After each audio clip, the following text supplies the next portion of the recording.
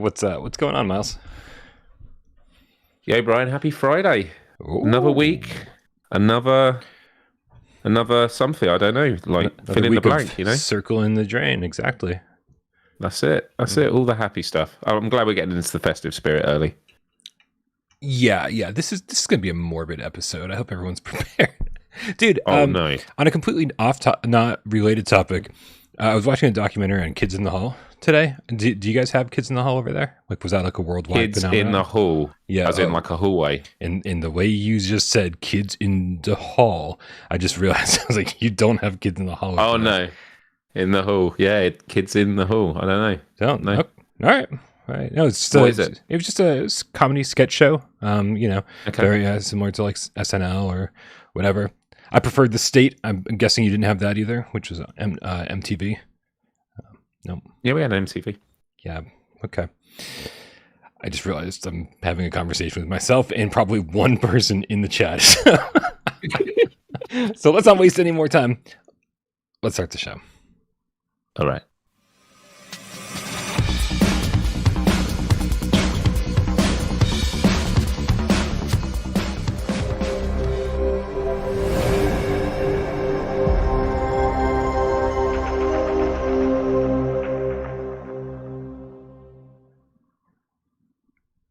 This is PSVR GamesCast Live, where we film live every single Monday, Wednesday, and 2 Eyes Friday right here on YouTube. We do it live, 6 p.m. Eastern.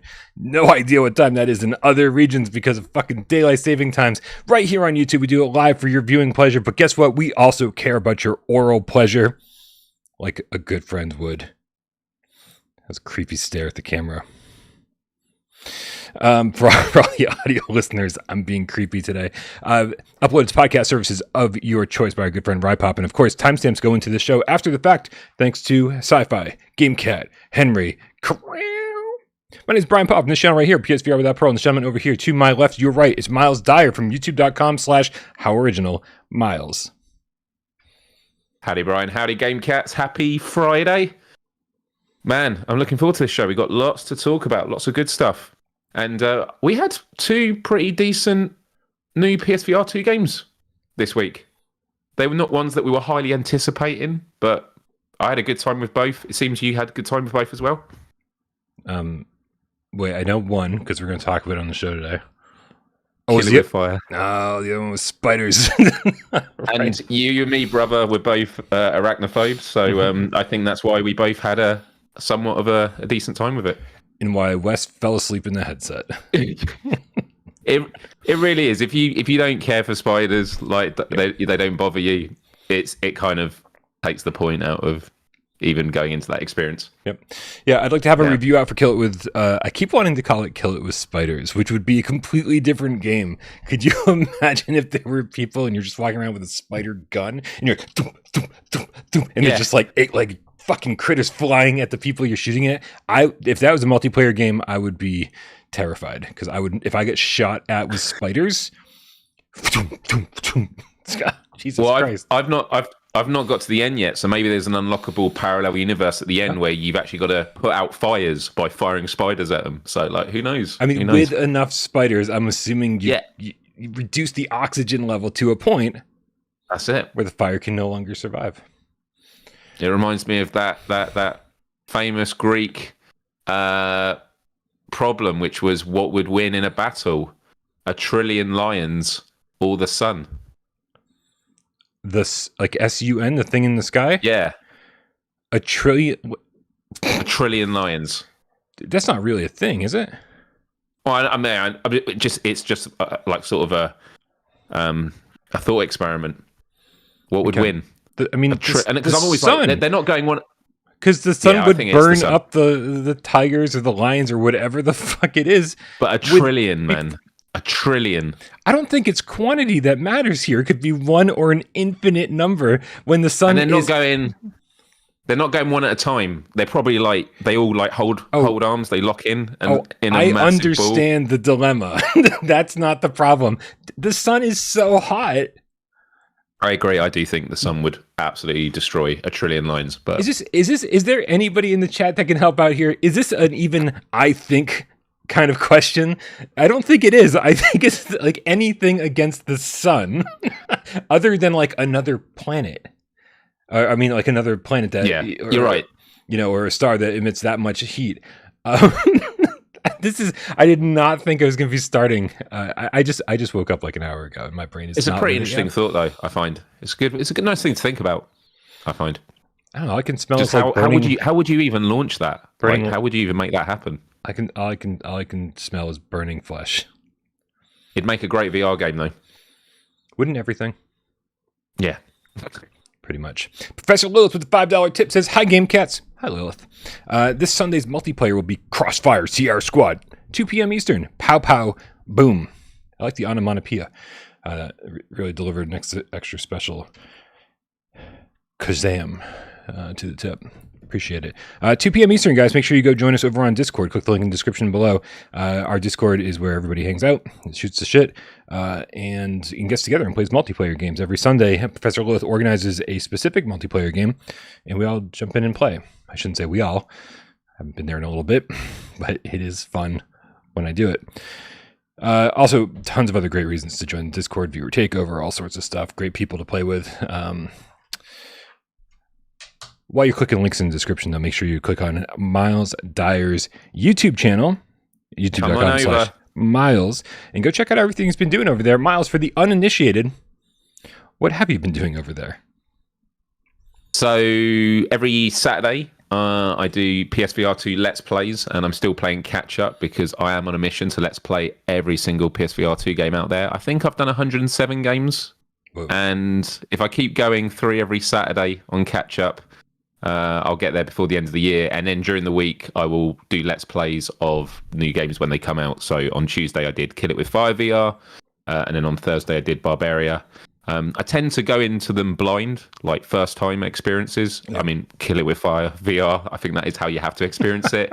but Barbaria, after speaking to Brian for a little bit, because the Stuart devs or Stuart Games were very kind to give us keys, obviously review copies, and I went in before launch day and I just got addicted to the point that my right arm was absolutely aching from just throwing so much stuff in that game. Yeah. And you're like, I'm aching, I need to rest it, but also I need to check if anyone's raided my realm.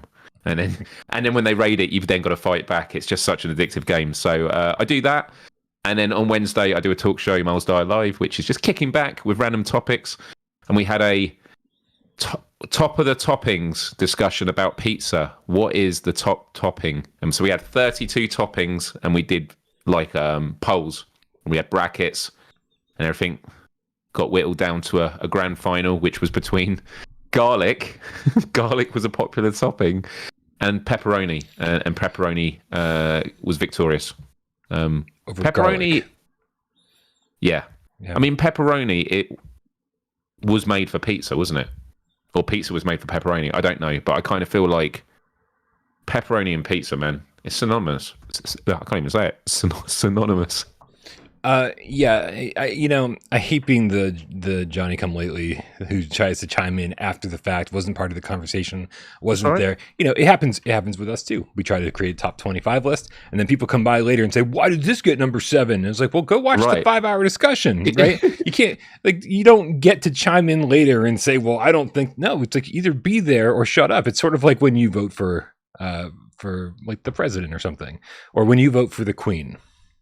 That's like, you can't complain when the queen gets elected because you voted for her, or you didn't vote for her, or you didn't vote. Wait a minute. We didn't vote. I don't think you voted for the queen. I could be wrong about this. Nope. They just, you popped out of me. You're next on the throne. That's how it works. Wonderful. You should start your own kingdom. And then they don't say it like that. Can you just start is that how it works over there? You can just start your own kingdom, and you'd be like, my son will be the next king, and then like the Dyer region. No? It reminds me of that Family Guy episode from like one of the original seasons. Is it Pete-topia? It's where he makes his own country. He secedes from America, and then like his house gets surrounded by the National Guard, and like, yeah, you've invaded the States or something. I think so. Classic Family Guy, man. Nice. But no, it was a fun discussion because it was just like individual toppings. Right. Some of the things didn't even get past the first round, like pineapple, which is sacrilege. Garlic is great. I love garlic on pizza. I would never say, hey, I want to get a pizza with garlic on it. And they're like, what else? No, that's it. And that's sort of how I was viewing it. So I was surprised that some of the things like made it so close to the end where garlic goes good with other things, but does it just go good on cheese? It would be fine. But I think I need some protein on there as well. That's it. Well, it was kind of like if you got offered one of these two toppings, what would you have? And garlic was just doing very, very well. But in the end, as a part of celebrating the results, I actually took the 4 toppings that made it into the semi-final, which was garlic, pepperoni, bacon, and mushrooms. Mushrooms was close to winning. And I ordered a pizza, and it was really good. Really good. Although I was like, I can think of other toppings I'd rather have. Sure. The Beersties Game Cat Cavern. What's up, Hugo? With the Canadian 279 says, hi, Brian. Glad to see you. Good to see you too, bud. Hope you're doing well. Scroll. We got, sometimes I'm scrolling and it just wants to keep scrolling. The Game Cat, formerly known as Andrew Ehrenreich. It doesn't even show his name on the screen, but guess what? Andrew and I are good buds. He's been going through, and don't think I don't notice when people do this. He's been going through and watching every old episode of GamesCast Live because he was relatively new to the channel, and so he had a lot of PSVR2 GamesCast Lives to get caught up on, and he's going through and he's commenting on every single one, and I love it because usually he comments and I'm like, I have no idea what you're talking about, but it's awesome because it usually triggers a memory or something. So, what's up, Andrew? He says with a $5 tip, says I'm finally in the Cool Cats Club. Woo! Also, Brian, thanks for selling me on Cosmo Dread. Completed a run for the first time yesterday. Wow! So gratifying. Great game. Also, congratulations on joining the GameCat alumnus. I don't know if it's alumnus. Welcome. It doesn't make sense. We need a graduation ceremony to have it be an alumnus. With a little scroll. You get a little scroll with your little stamp on it. Some little, yeah, there you go. Amazing. Yeah. At this point, you've just joined the cult. We'll see what happens with that. Spammer, llama, piranha. Guess what? None of those things rhymed, but sorry. Wait, you say those 3 words, Myles. What 3 words? Sorry, was it? I don't want to say it out loud again. It's okay. That's all right. Oh, sorry, was this the last seat? No, where was it? It's a tip with 5 quiz as I'm crushing your head. I can't say it anymore. Okay, sorry. Spammer, llama, piranha with the 5 quid, which is Danorama, pajama, game cat, llama. Again, just picking all sorts of words that don't rhyme. I'm crushing your head. I'm pinching your face. This is a Kids in the Hall reference. Like, I'm crushing your head. Yeah. Oh, okay. Yeah. Interesting. Yeah. Thank you. So, do those words rhyme over there? Spammer, llama, and piranha. Spammer, llama, piranha. Spammer. Llama. I mean, not really. I don't think so. I could spend the whole show on that. Although one of my favorite videos on YouTube is when Eminem was interviewed about like rhyming and like nothing rhymes with orange, and he's like, yeah, it does. Door hinge, lozenge, and like he talks about how he breaks down words. Just search it on YouTube. Really interesting. It's why Eminem is so incredible at what he does. Although I haven't listened to him for a long time, so I don't know if he's still putting out good stuff. Yeah, no idea. Just Venom. Anyone who doesn't know their song is just going to think I've lost it. we definitely think you've lost it regardless. Gang Dump, which brings to mind all sorts of things. The $5 tip says, I just wanted to say thank you for not making thumbnails with you having a goofy, stupid expression on your face like all other YouTubers. I think, Myles, he's talking about you. I did do it on a recent video, like one, but it was a good thing. But I don't do it a lot on a lot of others. But yeah, there's a lot of YouTubers that everyone it's just like Let's Plays and stuff where it's just them, and they do it because it works. But I just find it, I don't know, it's not for me. It's not for me for sure. And honestly, I don't give a fuck. Like I really like the only reason I call myself a YouTuber is because it's the platform that we air our stuff on. I feel like there's something I'm missing to be a YouTuber. There's a whole personality trait or something. this is I just like to review games and talk about games, and I guess this is where we do it. So I guess I'm a YouTuber, but I feel like I don't fit into the cool kids club. Magnum Gaming with the $5 tip says, I know there was an update, but will there be another graphics update on Green Hell? I'm waiting to finish it. This is an interesting tip or an interesting question, because I don't know if you had a chance to check it out today, Myles, but the Seventh Guest had an update, a graphical update. Did you have a chance to check that out? I did. I jumped in, and it was one of those things where I'm like, I think it's better, because it'd been a while since I'd last been on it. I mean, I do definitely think there's been a huge improvement, because I remember my recollection of playing it at launch was I was constantly asking myself, is it a bit blurry, or is it kind of the mist effect that they're going in these rooms? But I definitely think there's a lot more clarity there. What were your thoughts on it? Did you get to jump in? I mean, I had pretty much the same experience, Myles. It was, I'd been hanging out in voice chat. I've been like scripting PSVR this week and like getting some work done, doing Barbaria review yesterday. And I heard multiple people talk about how much clearer it is now. And then these are people who are still mid-game, downloaded the update, and then got back into the game and said, "Oh, it's so much clearer," right? Like basically, there was no pause in between. Come on, let's jam. Yes. And so for me, it was weeks. It wasn't even installed on my hard drive anymore. Like I had to re-download the thing, because once I was done with the review, like 2-3 weeks ago, however long ago it was, just put it out of my head. And so I didn't do a back-to-back comparison, but I do believe it's sharper.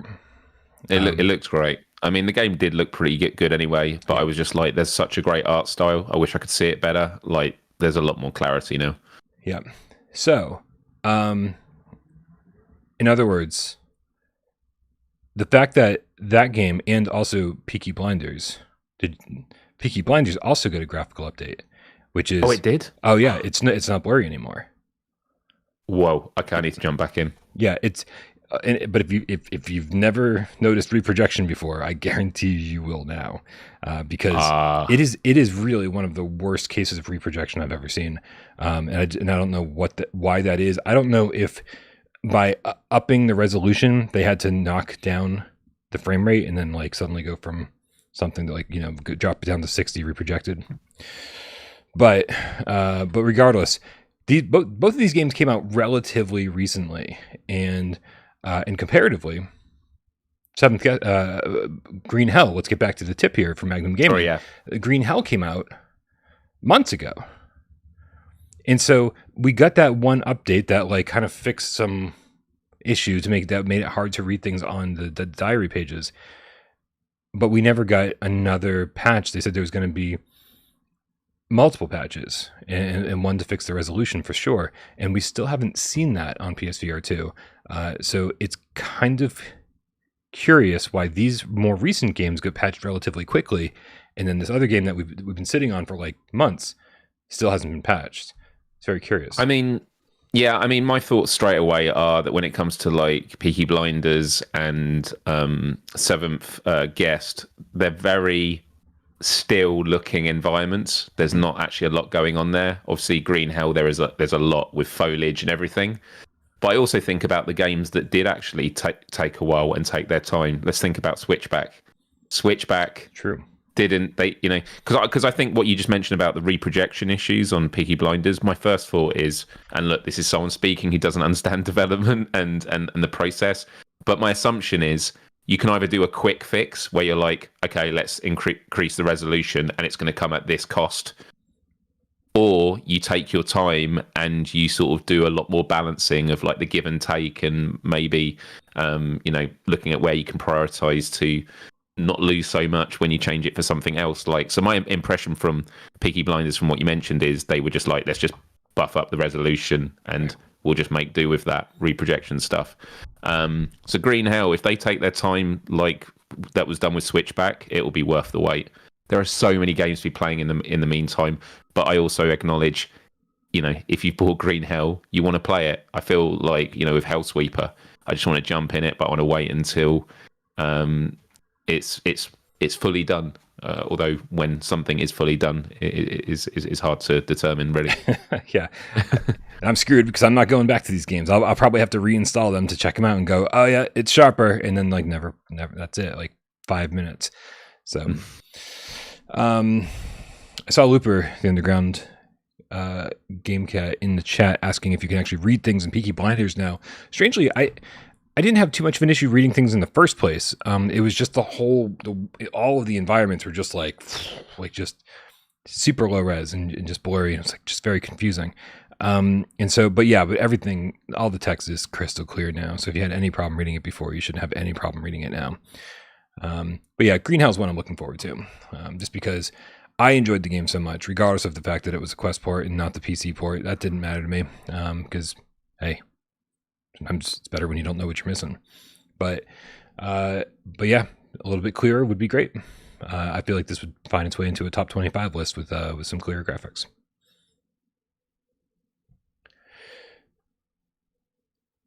Myles, Brian, you were telling me about some award show that happened today. Is it the Golden Joystick Awards?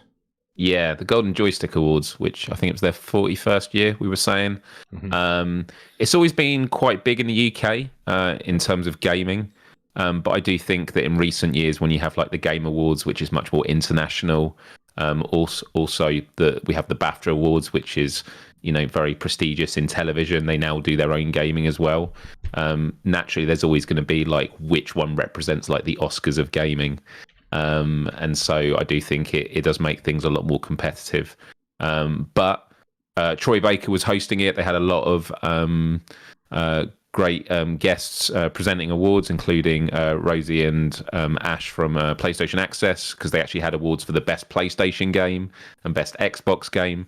And there are a couple of other categories, one of which I didn't realise until I watched the stream afterwards. And that was an award for best gaming hardware. And the winner was PlayStation for PSVR2. And accepting the award for Sony, Myles Dyer. I don't know. No, you didn't go up on stage and get that for them. I didn't actually see that part of the show, so I need to go back and see actually who was accepting it for PlayStation. But they also had the best the best VR game of the year, and the nominations. And when you start going down this list, it's like, yeah, it has been a really good year for VR. And there's always going to be people unhappy with certain games not making it. No. But there were 6 nominations, which was Sea Smash VRS, Horizon Call of the Mountain, Synapse, Vertigo 2, Formula 1 23, and The Light Brigade. And the winner was Sea Smash. Horizon Call. It wasn't Sea Smash. Although the full team were there in that, but I think they were wined and dined quite nicely, so at least they had that. But of course they wanted to win. But yeah, Horizon Call of the Mountain won, which, I mean, to be honest, my takeaway is when I look at those nominations, and I kind of tweeted about it in the lead up, which is, we live in such an amazing time, and I'm really, really glad we have these kind of developers making such a wide, diverse number of games, whether it's Synapse or it's The Light Brigade or Vertigo 2, which I know very little about, never played it on other versions. And we're still in the early era of VR. So where we're going to be a year from now is pretty exciting. Yeah. I don't want to protest, Horizon Call of the Mountain winning. I think Horizon was a fantastic game. It was great and really showed off the power of PS5 and PSVR2. Had a good time with that. I really enjoyed it, and probably maybe more than most. I don't know. I think it's a shame that when flat screen games get a VR version, that they're not included. Obviously Resident Evil Village wasn't included. Gran Turismo 7 wasn't included. I mean, like these are must-have VR games and VR versions. It's not like no work was put into them. It wasn't just like they flipped a switch and that's it. Yes. And so it's a little disappointing to see that. I'm baffled by Sea Smash. I'm not gonna lie, Sea Smash is confusing to me. I find it to be a fun game. The fact that it's getting nominated for awards, Game of the Year, is just baffling. But yeah, hopefully Vertigo 2 will win next year for PSVR 2. Yeah. We don't have a date yet for Vertigo 2, do we? Or do we? No dates for that. We know that Madison has been pushed into 2024, but they're kind of being a little coyer about whether Vertigo will be launching this year or not. And understandable, they don't want to disappoint people. They already missed one date; they don't want to miss another one. Sure. I do want to say it's nice seeing PSVR 2 get some respect by mainstream media, by the best hardware of the year. I mean, I don't really know what else came out this year, but Stream Deck, or was that was probably the year before? Yeah, because I'm like the new Switch as well. I don't know. Actually, let me see if I can find out what. So we're definitely giving it a pat on the back, but saying, maybe it's because there was no competition. Yeah, it is nice. While we're talking, I'm literally going to skim through it and see if I can find what it was up against. Yeah, that's a good idea because I mean, I guess it's any gaming hardware, right? Like, so it's consoles, no consoles came out this year. I'm assuming any gaming headphones. I have no idea,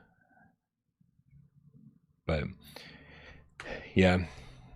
I will interrupt when I found it. I'm literally skimming through it now. Yeah, no, dude, I actually was going through their tweets earlier to look at the list for VR games that were nominated, and there's so many tweets to get through to discover it. So I totally understand. Oh, here we go. Yeah, you got it? Yeah. Okay. So they actually had someone from Sony call in for it. So here we go. The hardware was... It was PlayStation VR2 to begin with. Then it was Turtle Beach Stealth Pro headset. Then Alienware curved is it the QD OLED gaming monitor? Okay.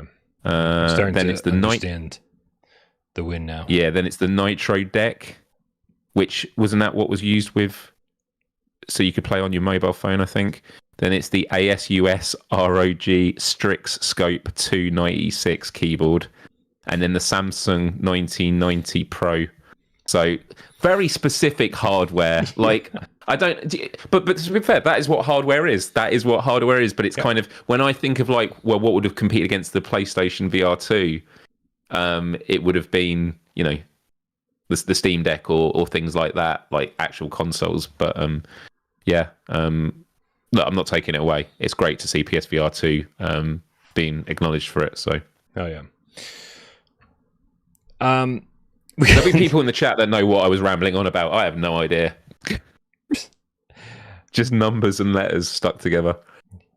Yeah, I mean, I'm glad that I'm glad that PSVR2 beat a keyboard. Yeah, oh God, that would have been a bad press story for real. That would have been the headline.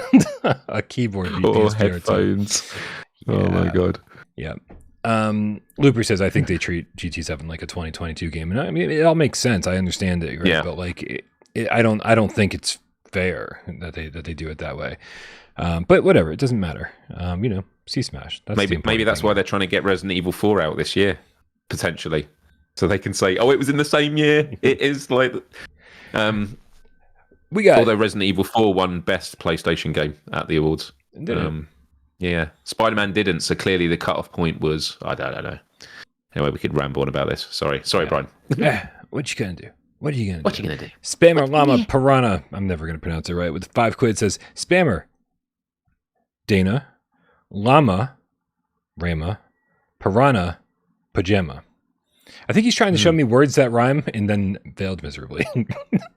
This is, Danarama, let me just tell you one thing. Nothing rhymes with orange. Or hinge. So let's move along. Tons of things rhyme with hinge include llama, drama, mama, Bahama, Alabama. No, not Alabama. Alabama. Alabama. Pajama. Obama. Orama. Mama.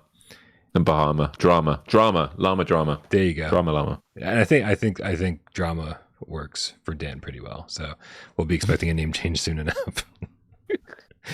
I saw Wes in the chat asking about the Galaxy Card update. Hey, Wes. Did you get a chance to jump in and check out the wheel support in the new tracks? Half, yes. I checked out the new tracks, but I didn't get a chance to set up my wheel and jump back in.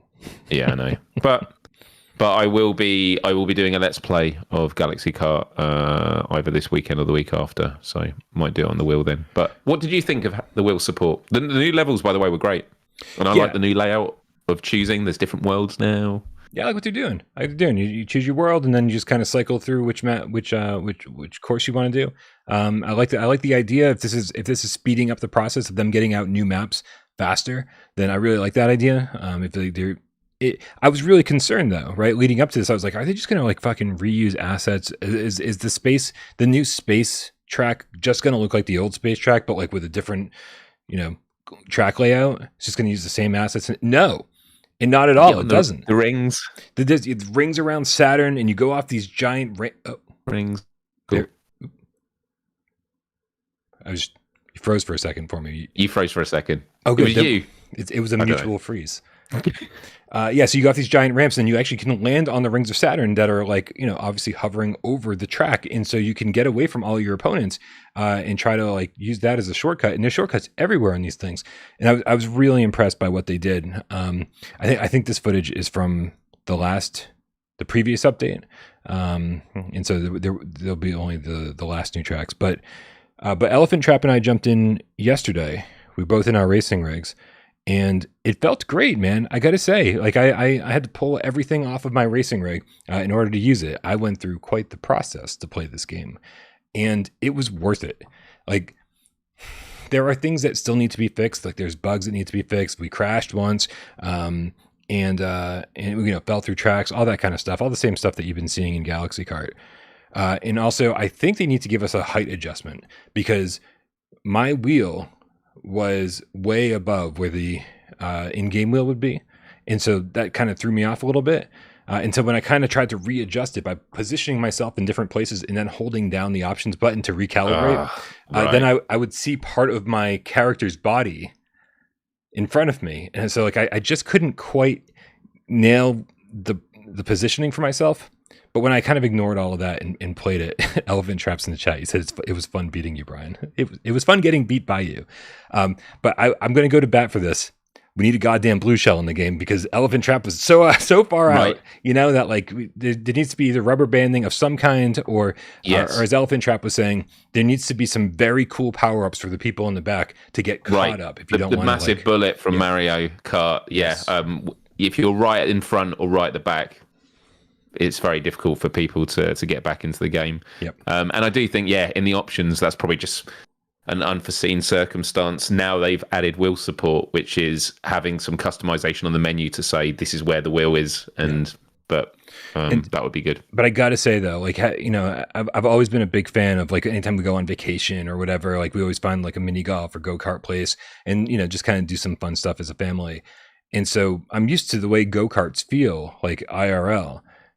And somehow like with the resistance on the G29 racing wheel, it felt perfect. Like it really felt like, oh, this is kart racing. And so, I had one hand on the wheel and then I had the other hand with the Sense controller, grabbing weapons and shooting weapons and doing the whole thing. And I got to tell you, man, my left arm got a little tired even after just a few races. And that was not something I was expecting. And so I had to kind of like balance it all. So like with a controller in my right hand, I would use both hands on the wheel, and only when I needed to use a weapon would I pull my hand off and throw weapons and do all that kind of stuff.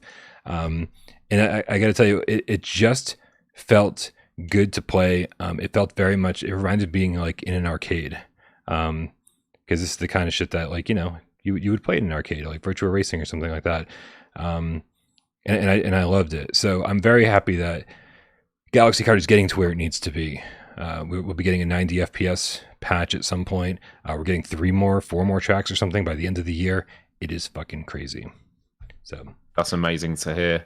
I mean, 2 things. Firstly, Wes was asking in the chat about the ability to use the steering wheel and use one of the Sense controllers to throw items. I spoke to you beforehand about that. So you were saying doesn't quite work because of the positioning issues. Is that right? No, you can. So again, like I would push myself forward, recalibrate, and set back a little bit, and then I was able to grab the stuff that I needed to. That wasn't really an issue for me. Okay, that's cool. Yeah. And then the other thing is, I think there's a lot of people in the chat saying they want to play and stuff. I think I'll do this as my main Let's Play tomorrow. So it'll be at 1 p.m. Pacific time, 9 p.m. UK time. I'll try to be there, man, because I love to play this. Yeah, it'd be cool to get a full. Because how many can we get on now? Is it 7 or is it more now? So I don't know, because it was just me and Elephant Trap yesterday, and so then they just populate the rest with bots. And when you're only populating with bots, they have 6 racers. But if you actually have a full lobby, I think you can get 8 racers in. But I guess there's also been problems, like when the last time we actually saw 8 racers in there, or even 7 racers, it's like the game's not calibrated for it. So some racers appeared in the exact same place as other racers. Right. And so it's kind of a funky start, but yeah, at least 6, maybe 8. That's cool.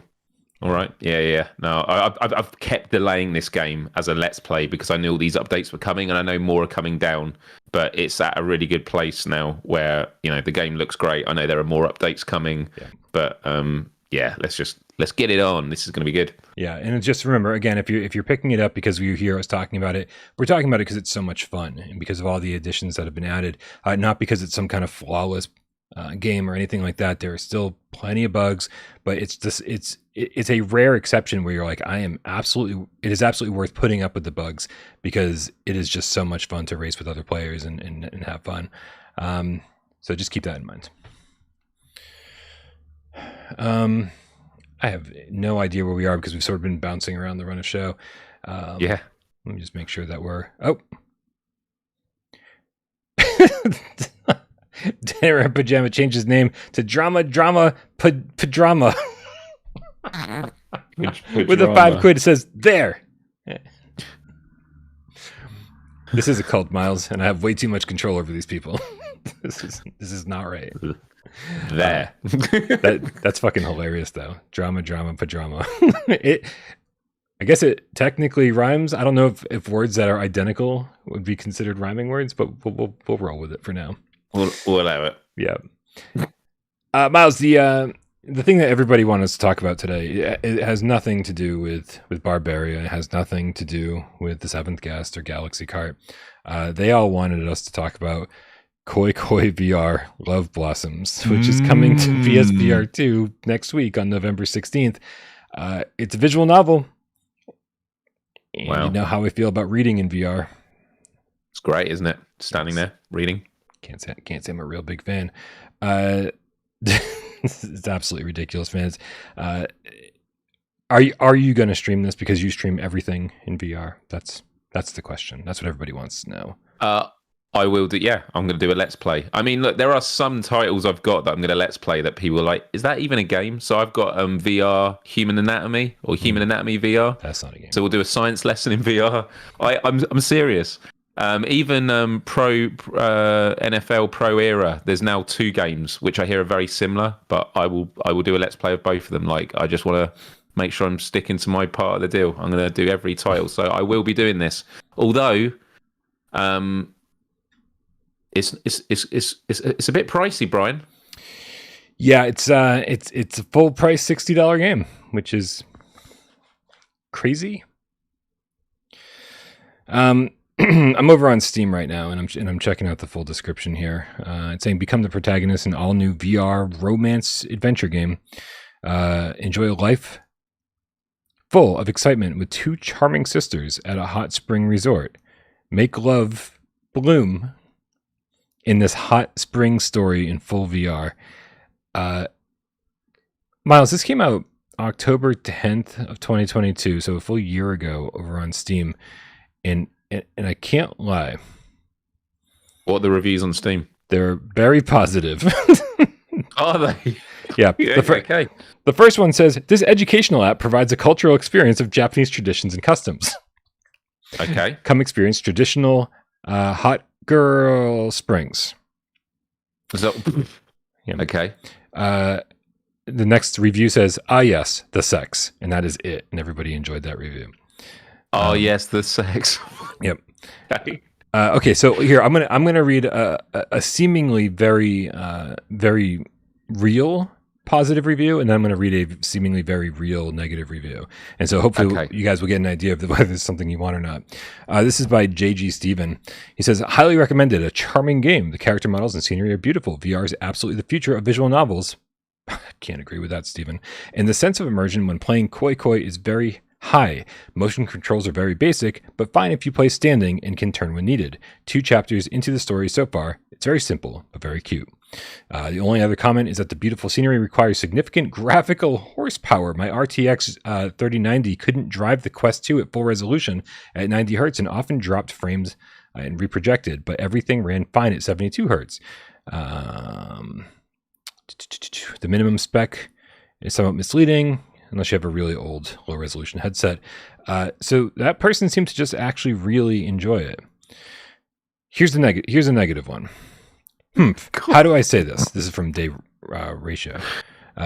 Overall, the game isn't bad, but to me, it's not exactly worth the price. It's interesting visual novel in VR with 2 cute girls and 1 extra. 2 cute girls and 1 extra? Like, right. So there's 2 cute girls, and then there's 1 extra girl. And then there's another girl that's just like, we don't talk about her. Yeah. Not so cute.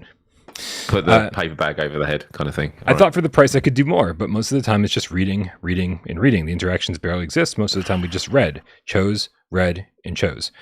This is VR. We barely do anything in VR. You basically just put an extra monitor in front of your eyes just to read. So this person fully agrees with me about visual novels in VR. Like, there better be a lot more to do than just read. Like, the Danganronpa games could probably get away with this, but most other visual novels couldn't. Yeah, he's just saying, for the price, I expect a bit more than this. If the content for VR locked behind hours of reading, sorry, but I had to pass. In general, I play visual novels as well, but visual novels in VR without much VR interactions is just reading. You know what? Oh, hold on a second. Do I install the uncensor patch? I do. It's useless. It unlocked lewd content in the main menu. Basically, you can fuck the girl, except the extra one. That's probably except the extra. What is this extra one? Sorry, this extra one. Why do they keep saying it like that? He's saying this is a different review, or is this the same one?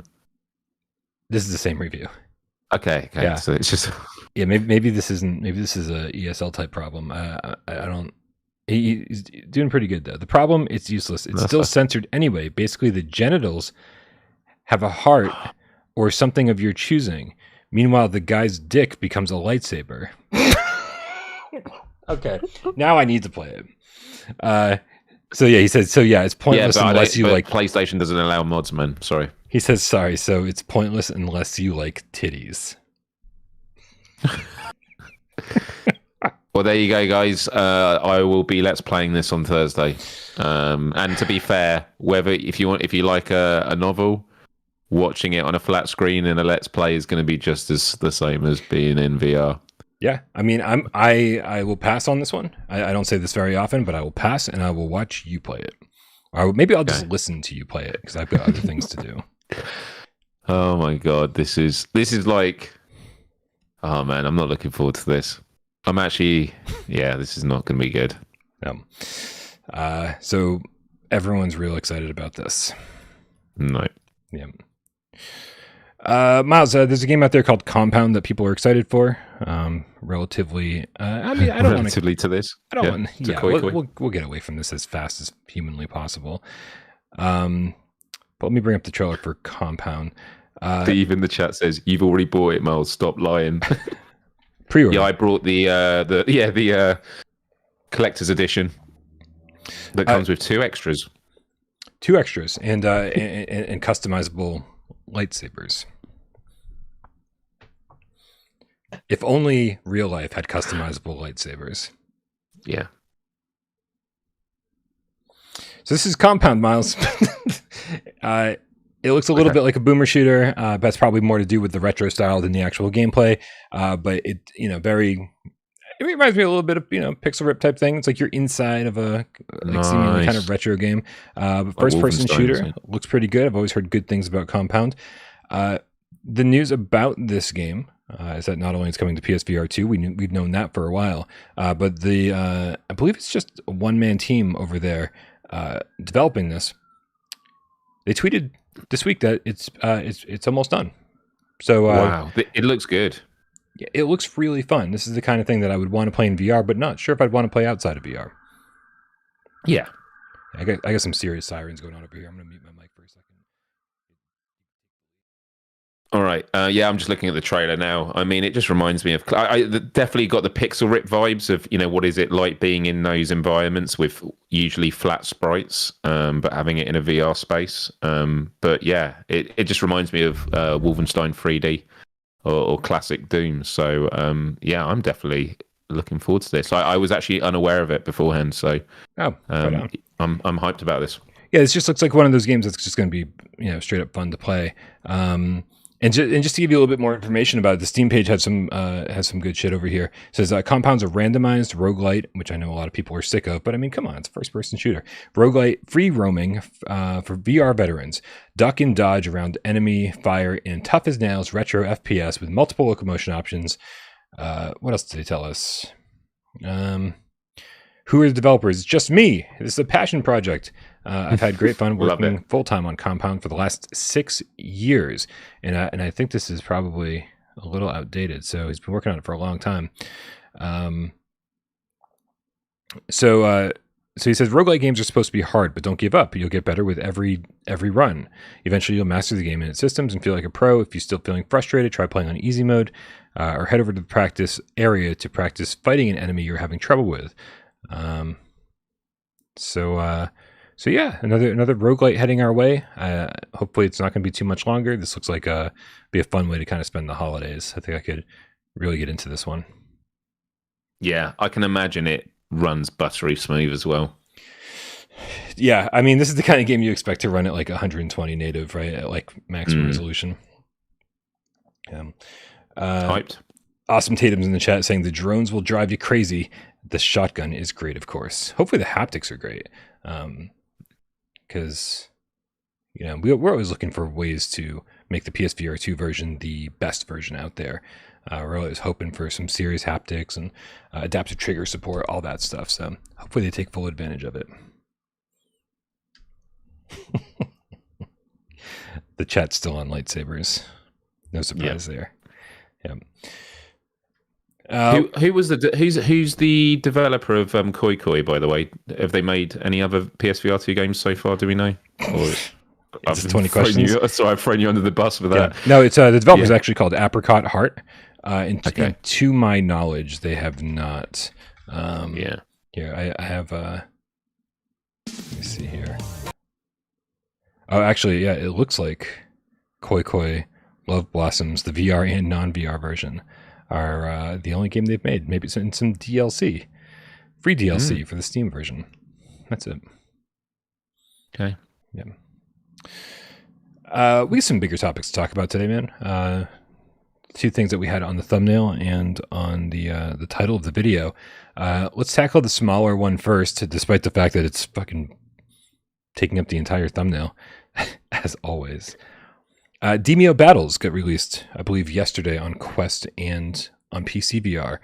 This is the PvP Demeo that everybody was waiting for. People were hoping, initially I think it was supposed to be a just DLC or an update to the original game, and then somewhere along the line they said, hey, this is getting big, we got to break it off into its own game. And so it came out yesterday, and we'll have to check out some reviews in a second here. But the great thing that happened with the release was that they also sent out a press release and said, don't worry, it's also coming to PSVR2 next year. So I have a lot of questions. I don't know where to start. My first question, I guess, to you, Myles, is going to be, you played a lot of co-op Demeo, correct? I did. Absolutely loved it. And when I heard that there was this mode being developed, I was super excited. Okay. When I heard it was becoming its own game, I was disappointed, and not because I thought, is it not good enough to fit with Demeo? Like, in many ways, of course, it's going to be its own fully fleshed game, and that's great. But the one issue I had with Demeo was they had a great battle pass style system, but the amount of XP you needed for each battle pass level was the same. So there was no scaling. It wasn't easy to get the earlier levels, and then you're grinding for those higher ones. Okay. And so progression-wise, it just felt repetitive. Obviously, you play the game for the game's sake, but in terms of like any sense of progression and unlockables. So the idea of having another game mode like this within Demeo that helps you, make progress and get XP in other ways, that kind of made sense for me. And I know that seems like a really small criticism, but this wasn't a criticism of like, I don't think it's going to be good as its own standalone. But it was just my initial thoughts of when it was going to be its own game. It's like, now I've got two games that I need to. Well, you can't platinum Demeo, can you? Which is an absolute travesty. But like 100%ing both of them, you got two games to work on now instead of one. I just like the idea that you have your worlds connected together. I think for Demeo as well, on other versions, you can paint your models, or have I completely made that up? You can customize the aesthetic, or I thought there was a paint room where you could paint the models. I just kind of feel like I want to keep all my pieces in one game. Use them for PvP and PvE. It would be nice if they shared a save. You could just go into Demeo Battles and they say, hey, do you want to load your flat screen Demeo progress? And that way you have all your cosmetics unlocked. That would be pretty cool. I've actually not seen anything regarding the coverage of Demeo Battles. I've not seen anyone. I know a lot of people have been playing it in that, so I'm really excited to hear all about it. I mean, luckily in the chat, everyone's having some great impressions already. Ruthless Metal. Nope, that's it. I'll get to Ruthless Metal in a second. Scott Dracula said, Demeo Battles is really good. I've been playing all day in single player. Now, this is something I did not expect. I figured this was going to be the thing that if you wanted to play single player Demeo, like that's what the original game was for. You could just go in and play those battles yourself. But it's cool to know that you can play this single player. Ruthless Metal said, I need Demeo Battles in my life, but I don't want to play it flat.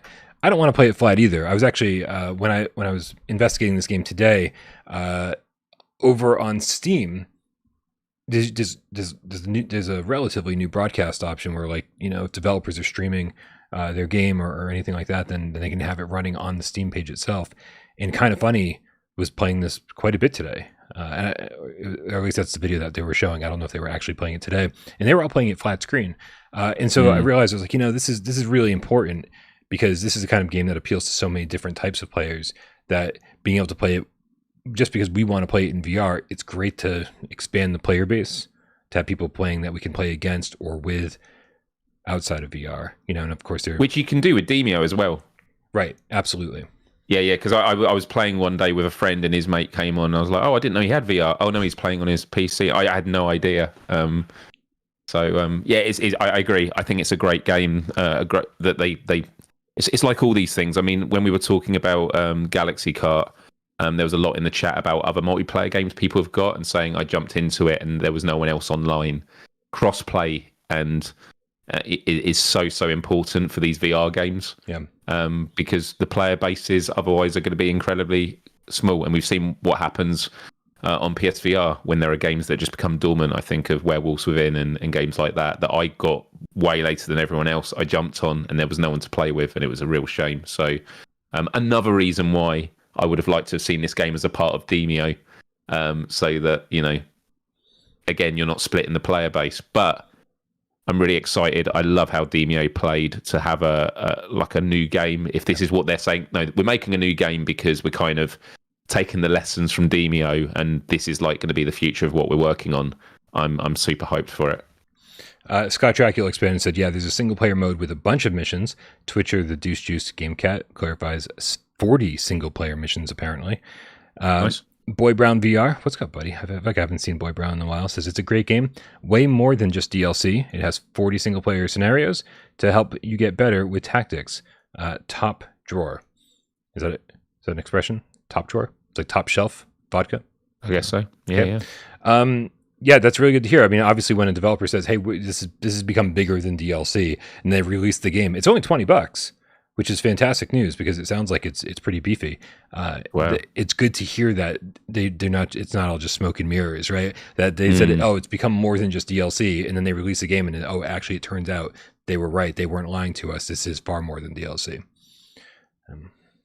I'm curious to know. Someone was just saying in the chat now that Nihilist Ryan, the game feline, said, "Okay, Demeo scared me away with talk of rounds taking hours to complete, but this sounds way more doable." So I'm assuming that the games are shorter overall, but I'm curious to know if there are long. You can still play long matches as well. I don't know, but Well, I mean, my immediate response to that is that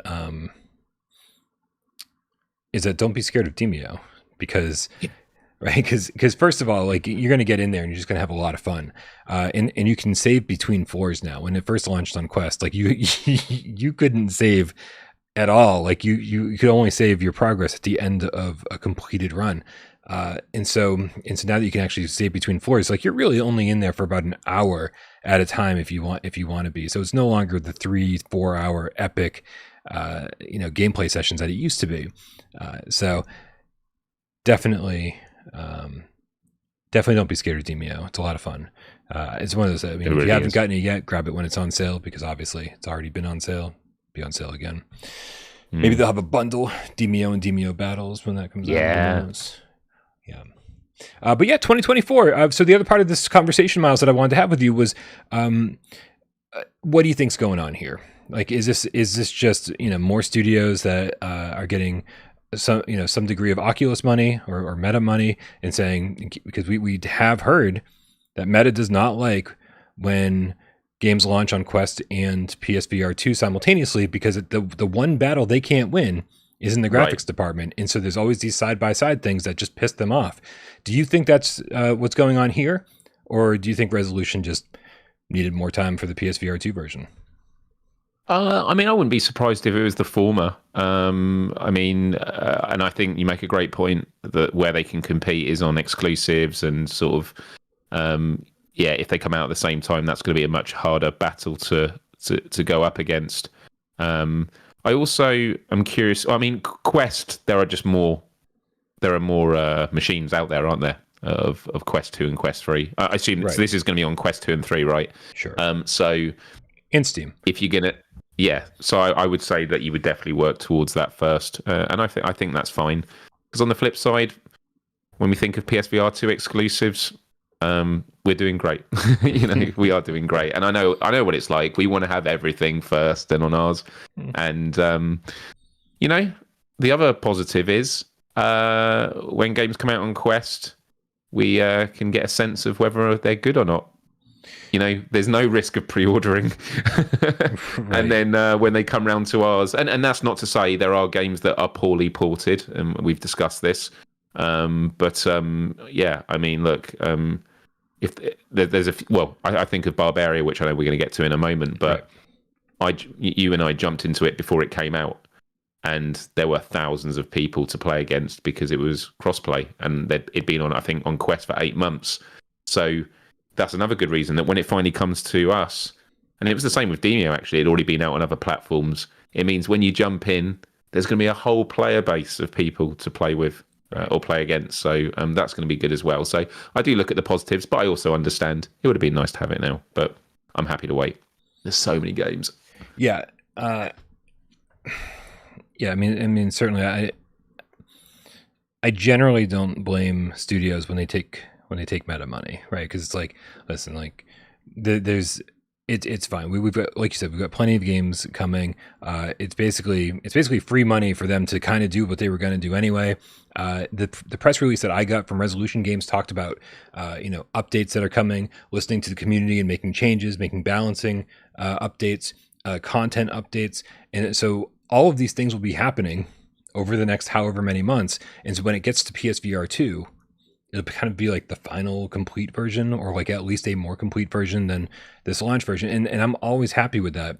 Like that's something I've gone on and on about getting some kind of early access program on PSVR2 or PlayStation 5 in general. But honestly, like, I've always been the kind of person that's like, I'll wait as long as it takes to get the finished game. So that remains true here too.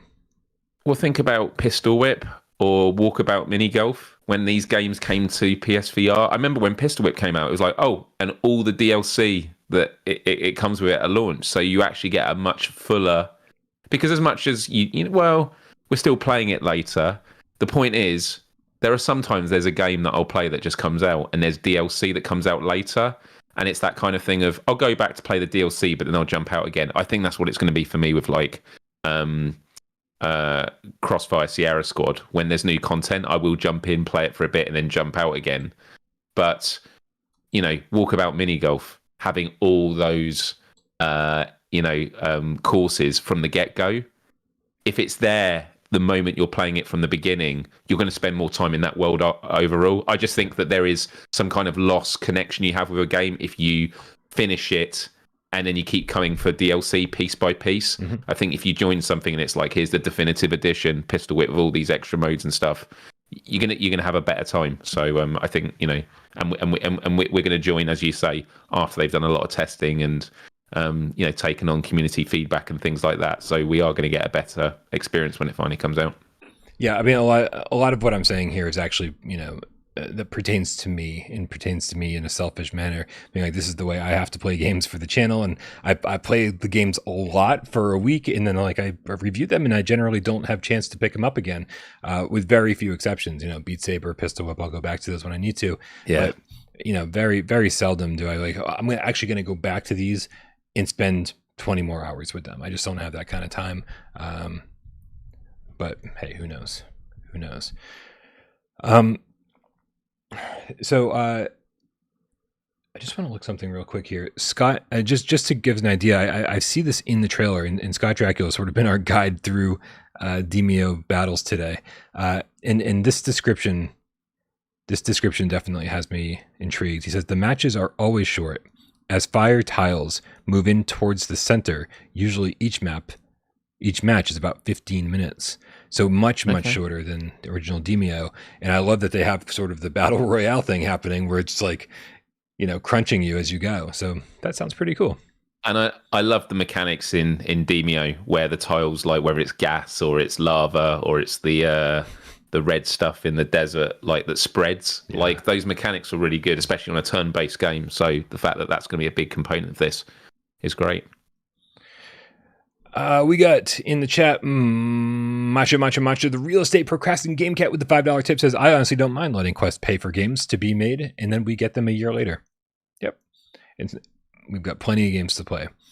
In a perfect world, I'd love to get everything day and date, but this is not a perfect world, and I will take what we can get. VR is...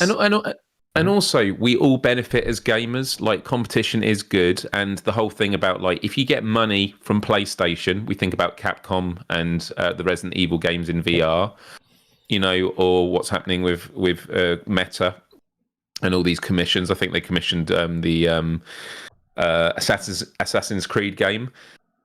What it does is it gives people some breathing room. This is what happens with all first-party games as well. It gives breathing room for creativity.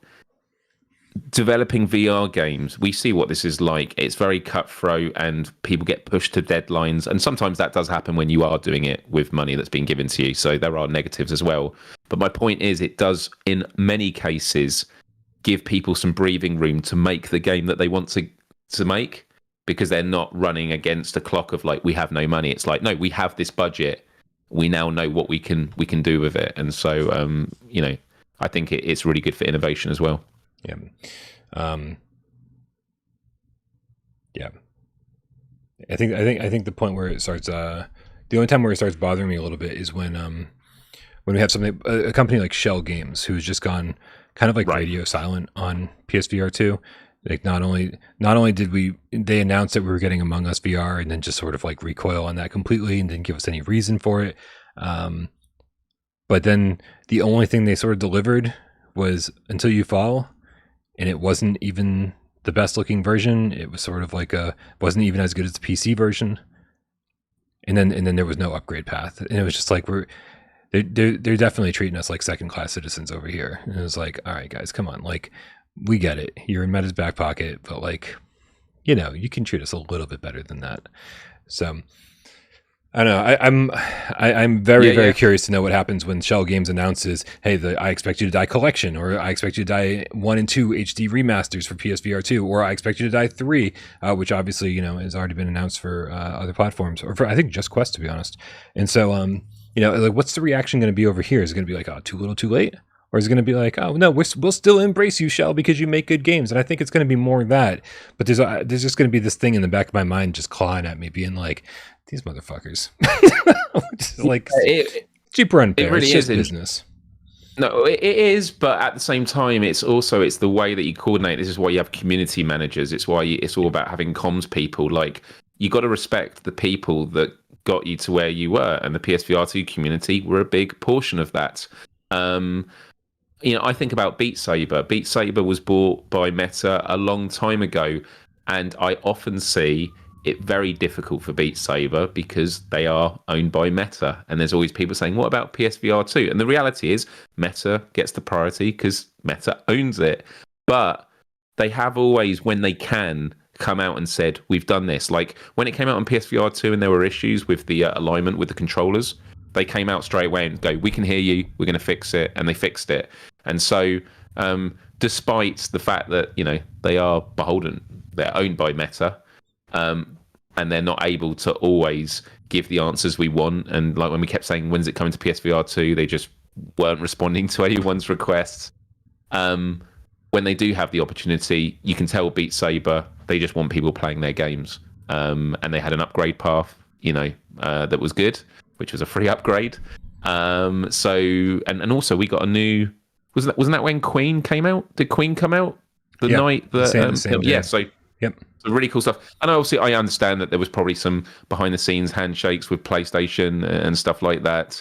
But yeah, when it comes to Shell Games, it just feels very cold and kind of like, we don't have to say anything. And it's, I think they're going to be in the same situation as Beat Games. I just think there are better ways of dealing with it. But then we don't know. Different people have their hands tied in different ways. And if you're under contract, you're under contract. I keep seeing my microphone level go up over here, even when there's no noise, and I'm getting a little bit concerned. Hopefully people in the chat will let me know if there's like some random sound that's coming through. I mean, more than the normal sirens. So please let me know. I apologize for any ridiculous noise that's happening. Johnny C in the chat says the binary mill has vanished on PlayStation. It's true.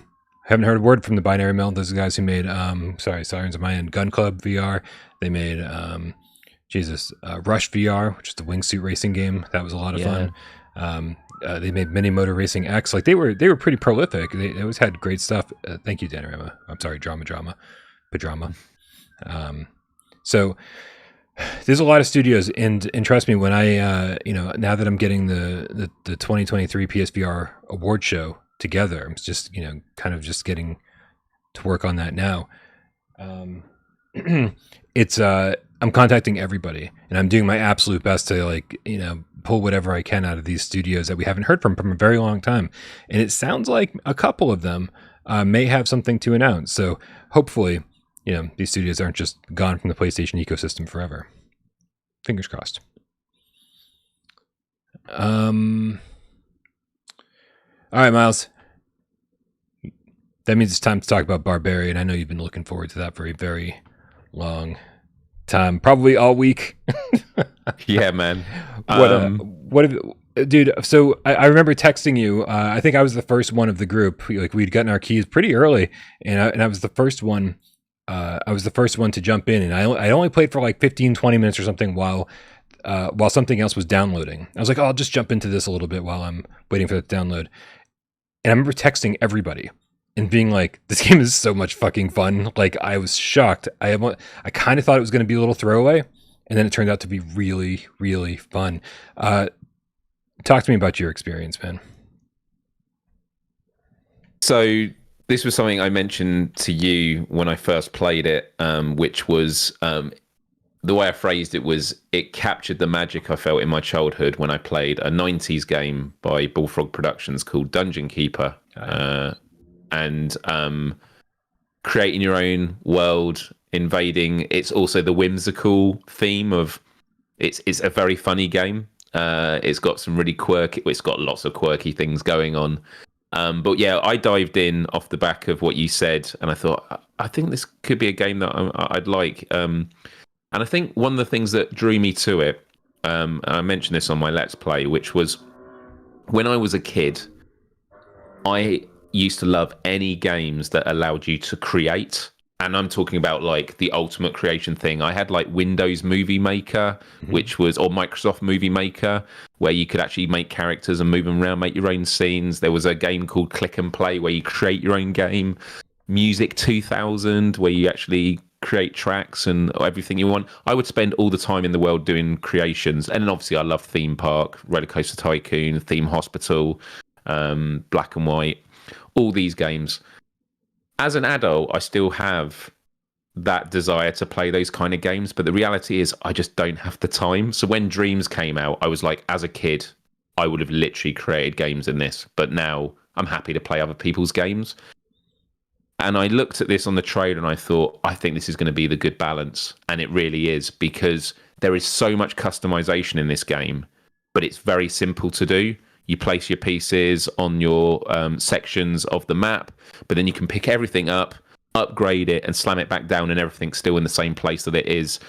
Whether it's the minions that you have or the weapons that they hold, they can each hold 2 weapons each, and then on their back they can have like arrows for their bow and arrow or a shield. All of these can be upgraded, and then every item that you put on your sections can be upgraded as well. There is so much possibility. It's asynchronous multiplayer, there's been a lot of people asking, and they asked me on my Let's Play, and I did check the store. I don't think you need PlayStation Plus to play this. It doesn't say PlayStation Plus on the store page, and I've looked on other pages, and it will have the icon on it. So I always feel a bit nervous, but like it looks like you don't need it, and it would kind of make sense because you're technically not playing real-time multiplayer. You're just playing a game where on the servers they have blueprints of other people. You know, you can raid each other, but you're never doing anything in real time.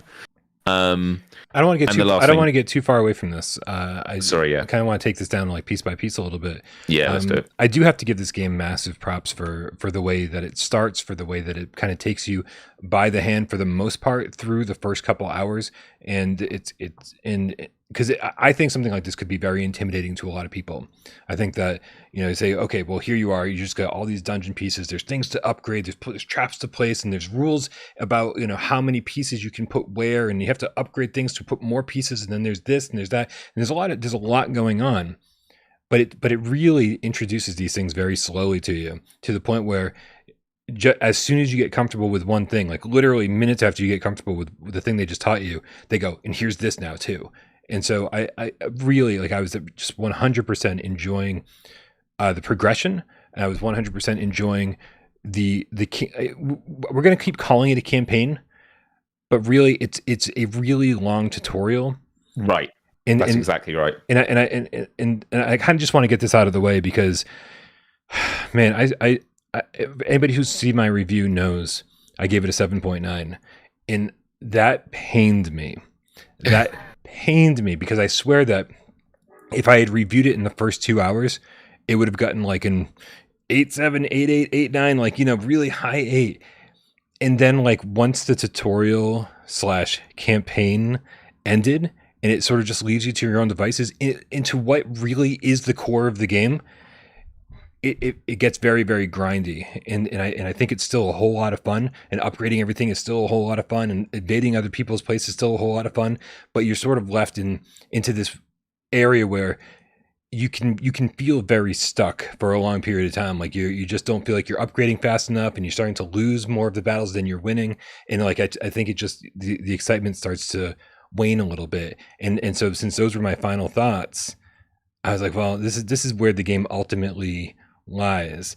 And so it was a confusing review for me to do, because I loved it and felt like it probably deserved more than a 7.9, but I couldn't justify giving it more than that. It's very strange. I think everyone who jumps in is going to say this is fucking better than 7.9, but then eventually I think everyone's going to get to the point and go, okay, I understand.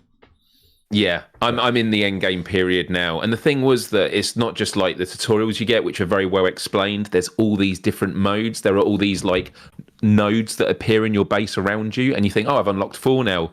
That's probably it. And then there's a 5th, and then a 6th, and then I don't know how many. There are lots, and there are so many different things. And I'm now in the end game, which is, and this is one of the issues, is it literally just there's no more stuff to click on. The imp that holds up the sort of the subtitles and talks to you in that, which is quite funny, just doesn't appear anymore.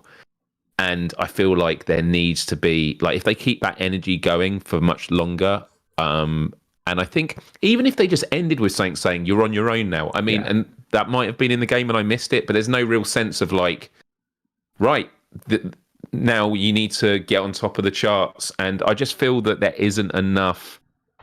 The feedback you get from raiding people and being attacked, it does these 2 scores. One is your attack score. So if you attack someone and you succeed, it goes up. If you attack someone and lose, it goes down. If someone attacks you, this defender score goes up if you defend successfully, or it goes down. So there are 2 ranking systems, which is really, really great. But that's all from the beginning. And so when the game kind of goes right, you know, or it stops giving you new stuff to do, you're like, okay, so I'm now being left with this. It's not, and now I've got this to work on. So I think there needs to be some more stuff there. When there is a game I absolutely love, I always like take a lot of notes, and there are sort of 3 categories to my notes. There are things I love, bugs and issues, and then like the nice to haves, which are the things that I would love the game to have. I mean, we can talk about things we love in a moment, but like one of the nice to haves is having a clan system, adding clans with leaderboards to encourage like team play, so you and your friends can create clans. It would help with an ongoing player base, and I think it would add to that social component as well.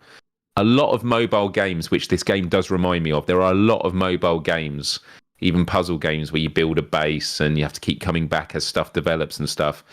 They have clans. They do like weekly challenges with the clans, and it's done in a way that everyone in the clan has to pull their weight, because it might be that a clan has a maximum of 20 players, and by the end of the week, you have to have scored so much, but every member of the clan gets 5 attempts to play a ranked match to get their score up. So if not everyone is playing along, you're not going to get high on the charts. So there's this real sense of like, everyone's got to chip in and we've got to help each other. I have spoken with the devs since then. They've been absolutely blown away by the response, and obviously they are completely bombarded with just the fact it's a launch and there's a lot of things they want to fix and stuff. But they have a roadmap. Like, there is a lot they still want to add to this game, and I think that this could be a game we look back in a year and go, we thought it was good then. Like, I kind of feel like the pavement just ran out, and that, you know, when we say it just drops off, that's easy to fix. They could just literally keep adding to it, and my sense is that they are going to do that. But I do think a clan system to like team up with your friends, I think would be a good addition to help with that end game thing.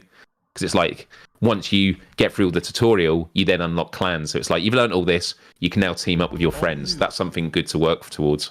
And it also means that when you're in a clan, you know you're in a clan with friends that are at the same point as you in terms of they understand the game and they're all working towards that end goal. So I think that would be a great aspect to have.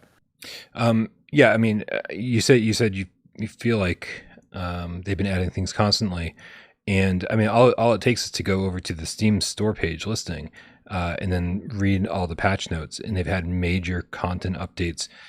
I mean, kind of nonstop for a very long time since the middle of last year. New content, wow, improvements, updates. The Ring of Champions, which is a survival mode, that got included at a certain point. That is amazing. That mode, I spend so much time in it. Like, that's its own game mode. And basically, for those that don't know, yeah, you start in the middle and you basically have to kill as many enemies as you can. They come in waves, and there is a high score ranking, and it gets really, really tough. But it's really fun because you get to learn the combat mechanics, which I'd love to chat to you about in a moment. But yeah, lots of updates. Yeah, just to keep it going, you know, the Rise and Grind daily challenges, that wasn't there from the beginning. They added that a year ago. Bomb bags, throwing axes, custom skies, like these are all new things that were added throughout the progression of this. Friendly raids, that was added in December of last year. Yeah, and that was all pre-launch. That was all early access stuff, and then even since then, there's been 12 updates with a couple major ones. Boons just came in September. Yep.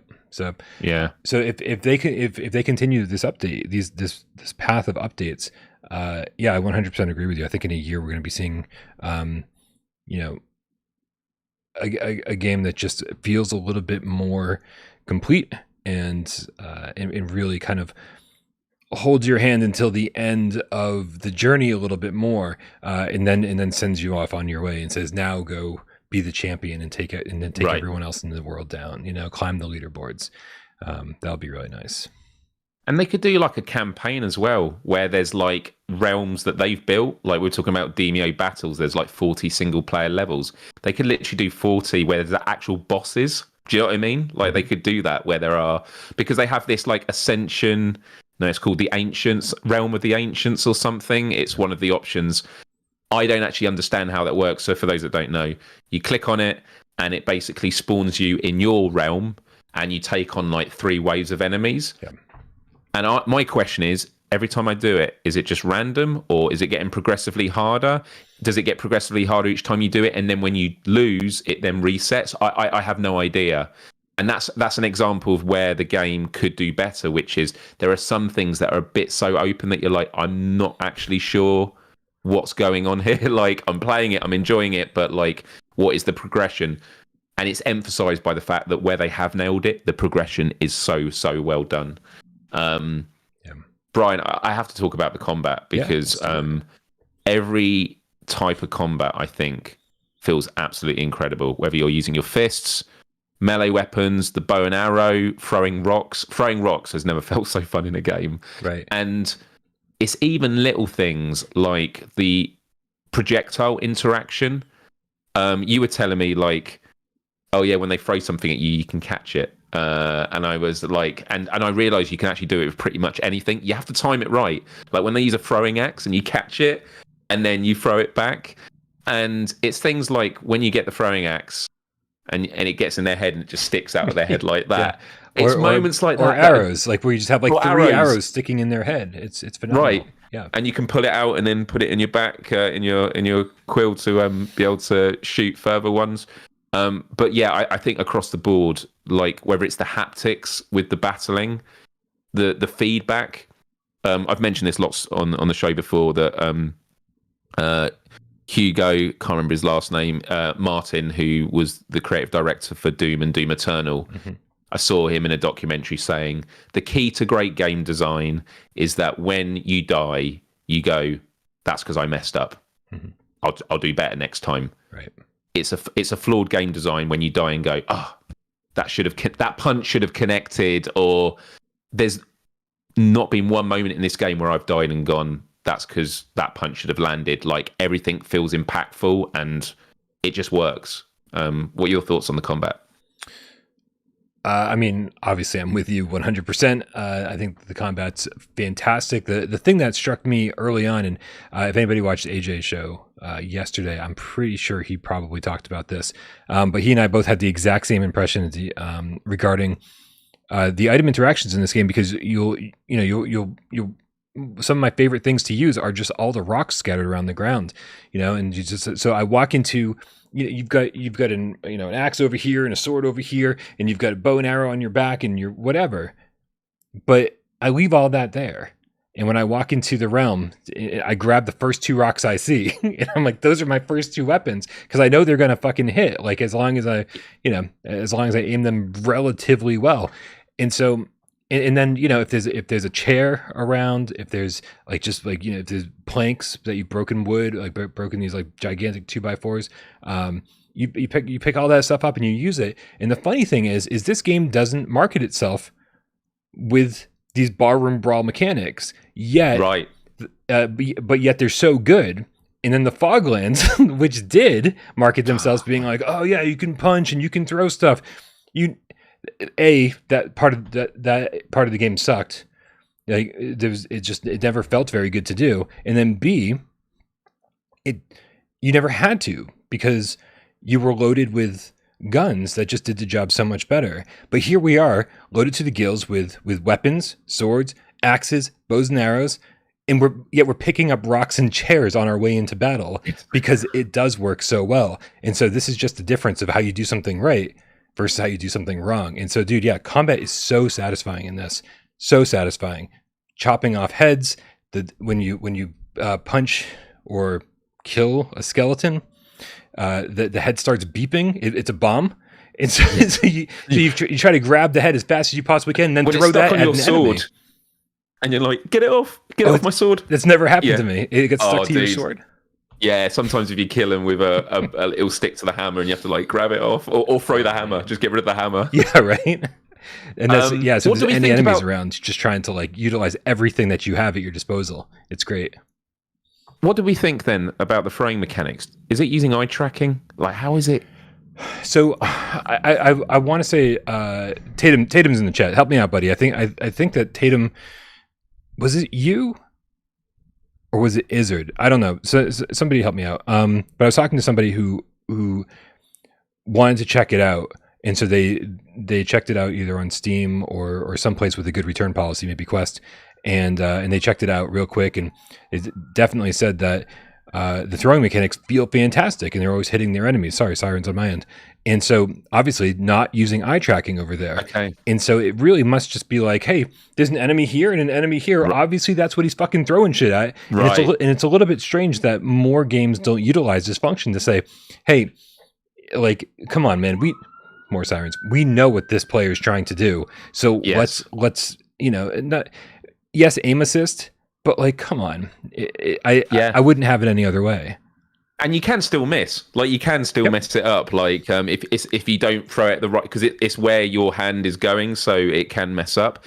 Something else I like about all the sort of the brawler aspects of it is any item that gets trashed, as you said, like tables and chairs or skeletons when they just crumble to bones on the floor, it stays there. Yeah. And in the Ring of Champions, that is very important, because when the skeletons appear, basically different enemy types require different weapons. So like the imps and that, you can slice away with swords and axes, but skeletons, you need something more blunt, like fists or throwing rocks. And so when just there's skeletons everywhere on the floor, it all stays there. And again, the whole when like you throw an axe and they throw an axe, they'll collide in midair and then they'll both drop to the floor, and then you can pick them up. Like, just little things like that I'm just like, other games just don't do it. They'll when they collide, they'll just both disappear. And right. So here's I gotta say though, the fact that there is collision on these things, great for the situation you just described. However, cannot stand when there's an ogre and I've got 3 arrows in his skull, and so me throwing rocks are getting taken down by the arrows that I put in his head. It's like, come on, man, just hit him in the face or something. Like, I've now screwed up my own ability to take this guy down with rocks because I've created sort of a defense around his head with the fucking arrows. I did it where there was an axe in his head, and he was like, keep it in, because actually it was a helmet, because the next axe pinged off it. Exactly. I was like, fair enough. Enough. If nothing else, like, twice in the same place. Destroy the arrows, destroy the hammer, whatever's stuck in his head. Make whatever we're throwing at him destroy that, and then I could probably get down with it in the big. Yeah, this makes sense. But I was like creating defenses for my enemies. I was like, that's ridiculous. Yeah.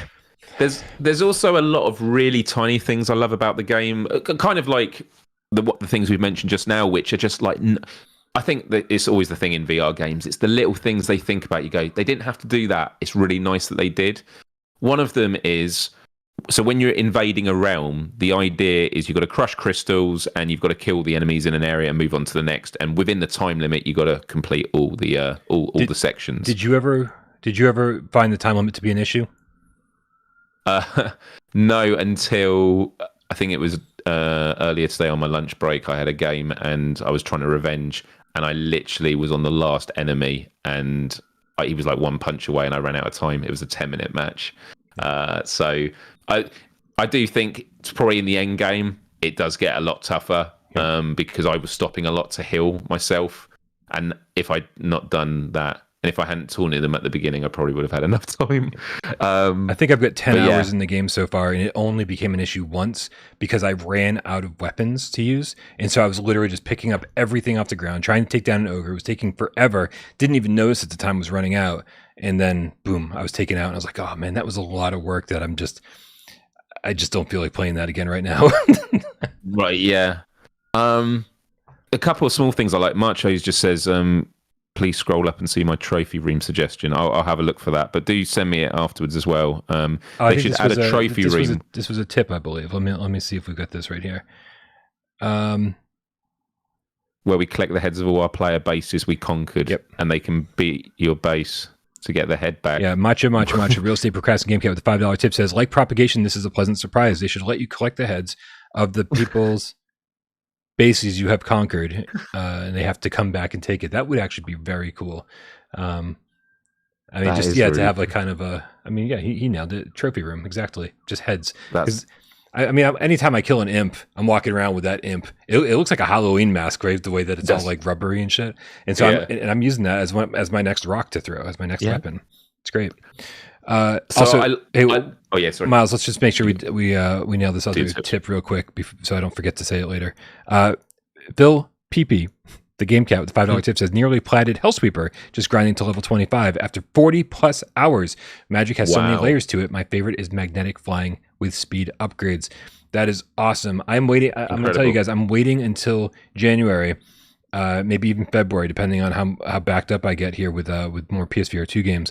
But then that's when I'm going to go back to Firewall. You can finally I'll finally be able to put my final impressions on that. That's when I'm going back to Hellsweeper.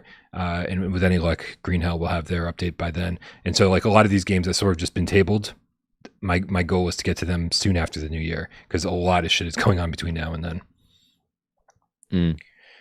That's amazing, though. Good going. Good going. Yeah, I'm waiting for that as well.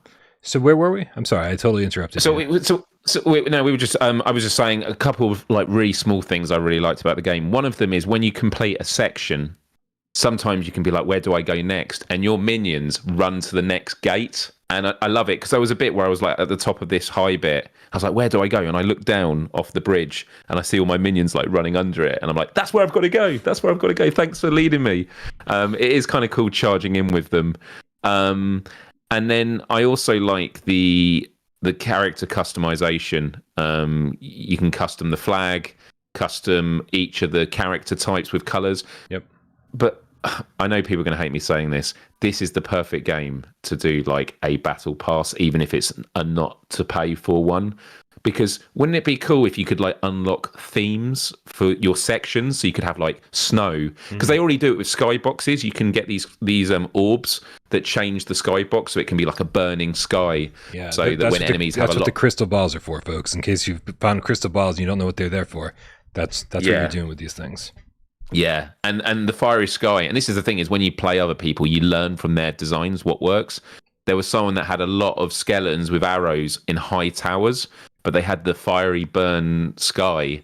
So when you're there, you're going, I'm getting hit by something, and you're looking up and it's blinding light, so you can kind of see the shadow, and they've got the advantage.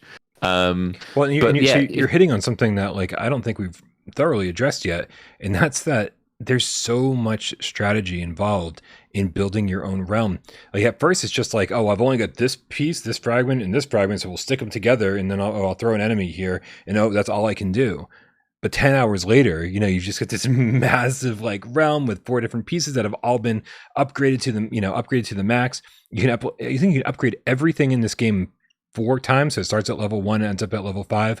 It just takes a long time, and so you're upgrading the weapons that your characters are using, you're upgrading the characters themselves, you're upgrading the fragments to be able to hold more stuff. I mean, just every single element that you're using in this game can be constantly upgraded.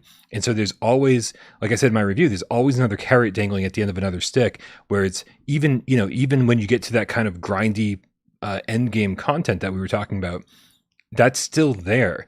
And so, and that'll really determine for yourself how long you're going to stick with the game. Like if you kind of create these new goals for yourself, and you're like, I'm going to take down a couple more realms to get enough gold, and then I'm going to upgrade this and this and this, and then I'm going to call it a day. If like you can kind of set these daily goals for yourself, if you're interested in the daily challenges, like that'll 100% determine like whether you're going to stick with this game or whether the first 6-7 hours were enough for you.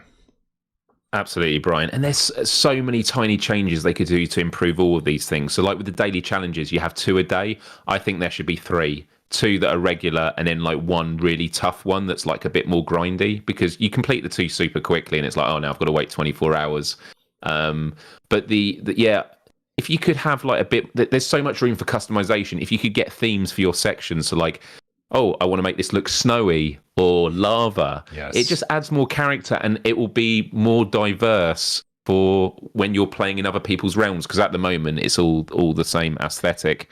Right. And like you said, like I hope eventually there are things that really differentiate one fragment from another, because as you said, when your minions run to the next area where you're supposed to be, I'm very thankful for that, because I get turned around very easily in every video game. I get lost so easily. And so because everything sort of looks the same in every realm, I'm always just wandering. So I've wandered around in circles for way too long trying to figure out where I'm supposed to go. And I go, oh, they're my minions. So I'm supposed to go over there. It would be nice if you could even have fragments. This one's covered in snow, and this one is, this one's all wet, and this one is covered, this one's got some grass. Just so you're like, oh, I haven't been to this one yet. That's where I'm going next. So you wouldn't have to rely on minions. So yeah, I agree, man. I think there's quite a bit that they could do with this. For sure. The last thing I was just going to say was, the replay functionality. I mean, you touched upon it in your review, and it was kind of funny actually, because for anyone that's seen the review will know that it was me. But that came out of the fact that Brian, because you can basically fight people that you can just type in their username in the playground. So it's a friendly, it's not for points. But it was like, oh, there's still replays. Because the question I had was, it's obviously in a replay. Once you've done a battle or someone's battled you, you can watch it play out. But then I was like, but is it doing that thing where it kind of just reenacts the movement, or is it actually recording the arms? And so I said to Brian, oh, when I'm attacking someone as a form of revenge, I turn around and look up to him and do the throat slit thing. And Brian was like, oh, no, I know. I saw it. I was like, whoa, what? No, you actually see the arm move. I was like, okay, this game wins. Like, the replay mode I would have liked, but that is another example of the icing on the cake with this game. Watching people play, and you can kind of just see in their body language where they're struggling and they're up against it. And you definitely saw me. I've tried to invade your realm so many times over, like I said, the 10 hours that I was playing. And Myles, you've definitely developed some interesting strategies.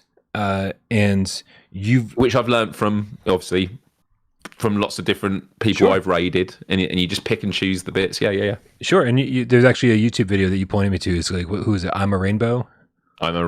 Which, by the way, Discord, join the Without Parole Discord. We have channels for individual games, usually the latest ones. There is one for Barbaria, and in it, I've put some of those tutorial videos just to get you started from this I'm a Rainbow guy that did it for Quest about 8 months ago. A lot of it is still relevant, but really, really helpful. And I'm just excited, like a lot of people in the chat here, after your review and the comments, and also my Let's Play, a lot of people just said, wasn't going to get this, didn't even know about it. To be fair, it was a game I would have probably slept on. It's one of my favorites in a very long time. Yeah, I definitely slept excited on it. And because it's so easy to sort of misread what this game is. I see Alex in the chat here. He says, the first Demeo clone. We've been talking about this game for 20 plus minutes, and and still we're somehow misrepresenting it to certain people, because it doesn't feel like Demeo in the slightest. Unless you think that Moss is also a Demeo clone, right. If anything, Diorama style. But yeah, because it feels so good to play. It's so great because so many games I feel like would have said, okay, here's your first person combat, and that's the game. And so many other games would say, okay, here's your third person God mode diorama game where you build realms. Yes. And that's the game. But this game somehow kind of like seamlessly managed to blend both of those together. And that's something I hadn't experienced yet in VR. I know people compare it to a lot of different games that are out now, or on mobile games especially. But this isn't something I experienced in VR. I've experienced games that are like each of the gameplay that it offers, but not the way that it seamlessly combined the two. Yeah, no, absolutely. And then sort of the last thing I'd say on that is, I think I've definitely noticed in the end game phase, I'm getting to a point now where I'm entering realms where people are doing very different strategies that are like, as soon as you go into it, you're like, oh, I've just got into a really bad place here. So 2 examples I'll give. One was where there's this kind of like bridge and a tunnel, and you can get these moving walls. So it's a long wall, and it goes up, and then it goes down. You can't destroy it, so you just have to get the timing right. And so what they did was, in front of it, they did a massive line of wooden fences, and in the background is this cannon that is firing at you over these walls. But what they've done is they've done a row of wooden fence. They've got the moving up and down wall that comes up for like 5 seconds, down for a few seconds, then back up. Then they've got a line of racks with weapons on them that you've got to hit. And then they've got another moving wall. So in that period, you've got to quickly take down the first wooden bit, get over, quickly get the next wooden fences down to get over, or else you're then trapped between two walls and you're basically gonna get destroyed. Another realm I joined, as soon as I entered it, there was this big ogre and there were 3 skeletons right in front of me. And some of the, like, you can get these buff, like, totems that you can destroy. And one of them was, like, for speed, and one of them was, like, skeletons are more powerful. These 3 skeletons just absolutely destroyed my team. Like, I didn't even get through the first area. So what I think happens earlier on in the game is because everyone is sort of working with the same sort of pieces, they're not really upgrading stuff a lot because it's expensive to do. As you get further, it's interesting to see where people are leaning into and sort of what paths they're taking. And I think that is going to make a really interesting game. And so going back to the Discord thing, when I was playing this in the lead up to launch, I was like, I can't wait for a whole new wave of players, PSVR2 players. I can't wait to see GameCats just talking in the Barbaria channel section about their strategies and like giving their, saying, hey, can someone test out my realm now? And by the way, feel free to put your usernames in there if you want to have them tested and stuff like that. Like this. Let's see if we can, because also on the leaderboards, it does have the PlayStation icons, so we should get as many PlayStation icons high up on the leaderboards as possible. But yeah. I'm very curious to know. Like, I mean, obviously, like dude, I feel like you managed to get your realm up to with much stronger defenses, much faster than I did. But still, I think.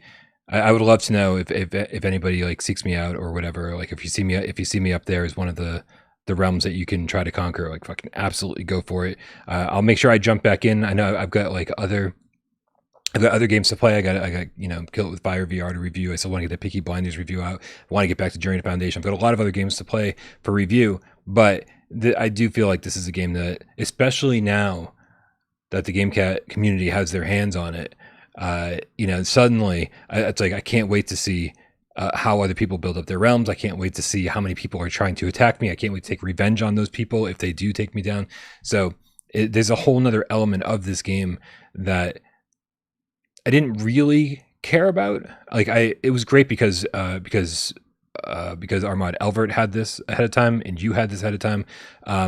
But as far as I know, I didn't even get a chance to like really see what Wes or AJ had done, if anything, by the time I read the review. And so like I didn't get that real feeling of like this competitive nature with my friends. Right.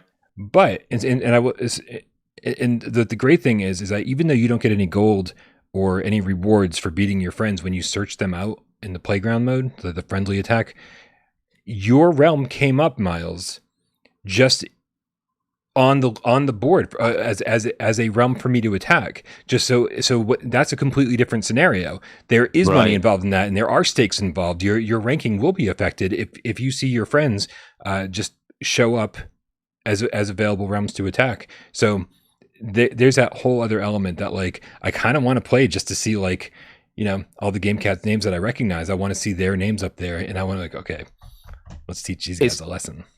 That's awesome. And also it's got a good platinum trophy, but some of them are going to require playing the long run. So I think one of the toughest ones is going to be complete 100 daily challenges. So that means you've got to play at least 50 days. But what I really like about this game as well is when I first started playing this game, I was playing like 2-3 hours at a time.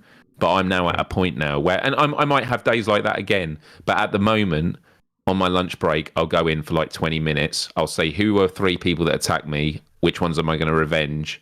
And what daily challenges can I do? If I haven't got the daily challenges done by those revenge attacks, then I'll just do the Ring of Champions once. And so you're building up gold, or violence as it's called. But it means that you can do like 20 minutes a day. And then it means so what you could do is you could say, I'm going to do 20 minutes a day, just keep diving in and out doing the dailies. And then at the weekend, I have a big pot of money.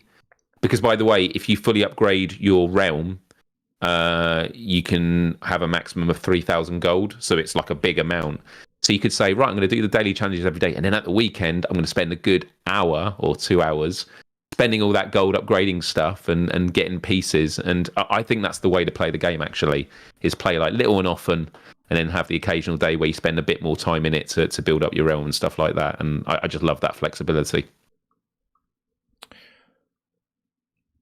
I think we're done with, but there's so much more we could talk about. But just experience it for yourselves, guys. I mean, the price that it's at, and there's very few games where I just feel like a really strong recommendation, like across the board. But like, unless you hate violence or it's a very physical game. Like, my arm was just killing because you're absolutely pushing. That's true. Just flailing in that. But if you hate violence, then maybe video games are not something you enjoy so much. That's true. But I would say this is a super high recommendation. Like, yeah, it's just so much fun.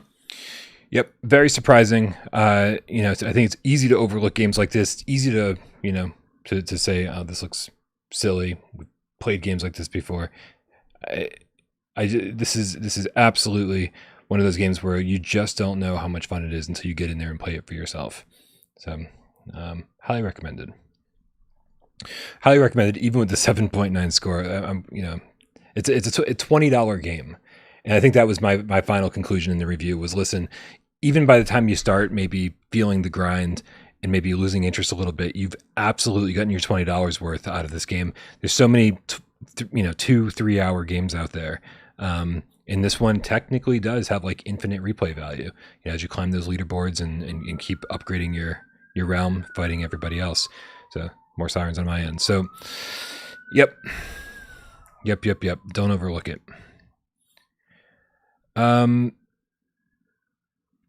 I think we had a couple tips here, and then it's probably time for some 20 questions. We've got here it is. Marcello Maleros. I fucking probably didn't say that well. With the 5 rupees, said, Brian, if you have insider knowledge of upcoming mind-blowing PSVR2 games not yet announced, blink. Tough. Oh man, you got to blink eventually. That's the problem. Yeah, exactly. Right? So was that? They should say blink in the next 3 seconds. But then what if you got to sneeze or something? Yeah. If it's Sony exclusive IP, blink twice. Oh shit! I just blinked a bunch. Who knows? Maybe a couple of those. Just keep. Fucking hell! There's loads of Sony first-party games. Right. No, that's not what I meant. That's not what I meant. Stop blinking. My eyes are so dry. Whoa! We're getting so many. What? That's 14 first-party games. Wow. Yeah. 16. 17. Yeah, I mean, if there's one thing you guys should know by now, it's that my relationships only with developers only go so high. Sony does not like me, like actively despises me, and which I'm now starting to wear as a badge of pride. I didn't like that for a while, and now I'm just kind of understanding where we are. They didn't care who the fuck we were when we had 1,000 subscribers or 2,000 or 5,000 or 10,000 subscribers. There was a brief moment where they helped us out and gave me review keys like 12 hours before a game would come out, which wasn't very helpful. But they did help me get like acceptance speeches for an early PSVR award show from developers like Clap Hands and that kind of thing, like these first-party Sony studios. So they were helpful for a little bit. However, where I stand with them now is where I always kind of stood with them, where they didn't help me, and I'm obviously helping them, despite the fact they don't give a fuck about me. So that's a thing. So yeah, don't expect me to have any kind of insider knowledge about like an Uncharted VR game or anything like that. When that gets announced, I will be just as surprised as everybody else. Wally is now a GameCast, specifically a White Tiger, with the Canadian $2 tip, says PSVR2 best hardware award, well deserved. Yeah, especially beating out that keyboard, as we talked about earlier. Yeah. If that keyboard won, man, I think I'd have to buy myself a new keyboard because fucking something special, that's for sure. Elephant Trap says, is Sony still mad about leaking the PSVR2 specs? I had only leaked some more elaborate specs than were already leaked by other outlets. Like I just kind of gave like more detail than what was known already. It was more about the is more about the Q1 2023 thing. Everyone expected PSVR2 to be out way sooner than that. And everybody said I didn't know what I was talking about, called me a liar and all this stuff when I first leaked it. So it was kind of pointless to begin with. But that's what they were mad about. Oh, also the hybrid game stuff. They're not a fan of that either.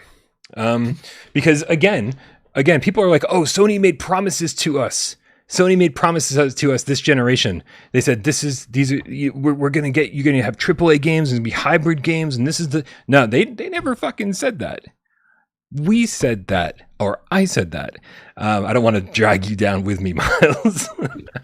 But I said that because, we had lots of inside information. And so that's what Sony's upset about, because they obviously weren't ready to talk about their hybrid game plans, because as you can see, we've gotten Gran Turismo and we've gotten Village, but certainly not like the influx that you'd expect from, oh, this is a strategy that we have this generation. But I think in the next year or two, they'll start talking about that a little bit more. But anyway, that's what's going on with that. Macho, the real estate procrastinating game cap, the $2 tip says, literally do everything Clash of Clans. I can't speak. Literally do everything Clash of Clans did equals win. Apparently, yeah. I mean, it sounds like I've never played Clash of Clans, but it sounds like that's a pretty good roadmap for what the Barbaria dev should be doing. I have a friend that just got a PSVR2 and he works for Supercell as their community manager with Clash of Clans. So maybe I need to actually text him after this and say, get Barbaria and give us more ideas. Myles, are you ready to play a little 20 questions? No, but let's do it, Brian. Yeah. No one's ever. I need your help, Game Cats. Yeah, he's going to need your help on this one big time. He's only got 20 yes or no questions and 6 minutes to figure out what PSVR1 or PSVR2 game I'm thinking of. Let's put that timer up on the clock right now. Make sure you ask good questions in the chat and suggest good games based on the answers that I give.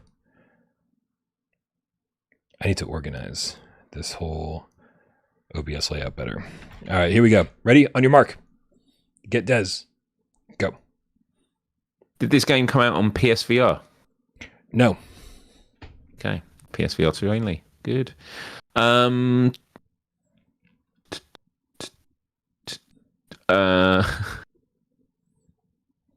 Would you consider this a good game? Yes. Good game. Okay. Are they going for a realistic aesthetic? Are they going for realism with how it looks? Yeah, I'd say that's accurate. Okay. All right, off to a reasonable start. I like it when it's some yeses as opposed to no's all the way. It's the best date you've been on in a while, Myles. Yeah. I don't know what that means.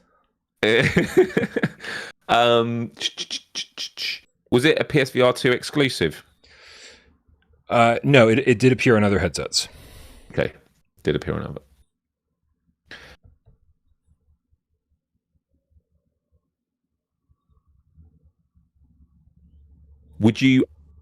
Can you only play this on PSVR2? Can you only play this game with the Sense controllers? Yes, that's 5. Yeah.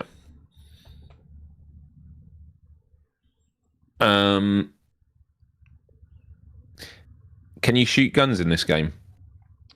Yep. Can shoot guns.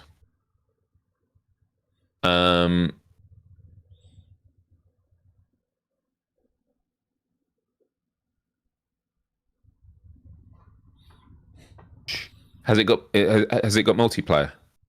No multiplayer. No. No multiplayer. Okay, interesting. No multiplayer. So just as a recap, guys, PSVR2 is a good game. Realistic aesthetic. It has appeared on other headsets, but for PSVR2 it only uses the Sense controllers. You can shoot guns, but there is no multiplayer. Sirens on my end, guys. Does this game have puzzle elements in it?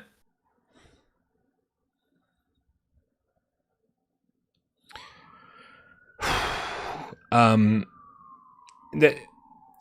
minor puzzles. Okay. Not what you remember the game for. Okay, that's cool.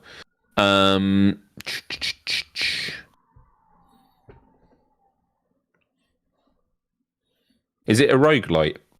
No. It's not a roguelite. No. Does it have? Is it a horror game? No, that's 10. Not a horror game. Not horror.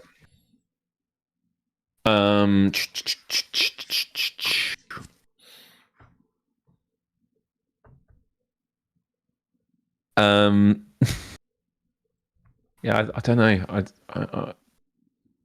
It's got a realistic aesthetic. Is it a sci-fi game? Yes. Okay. And is it?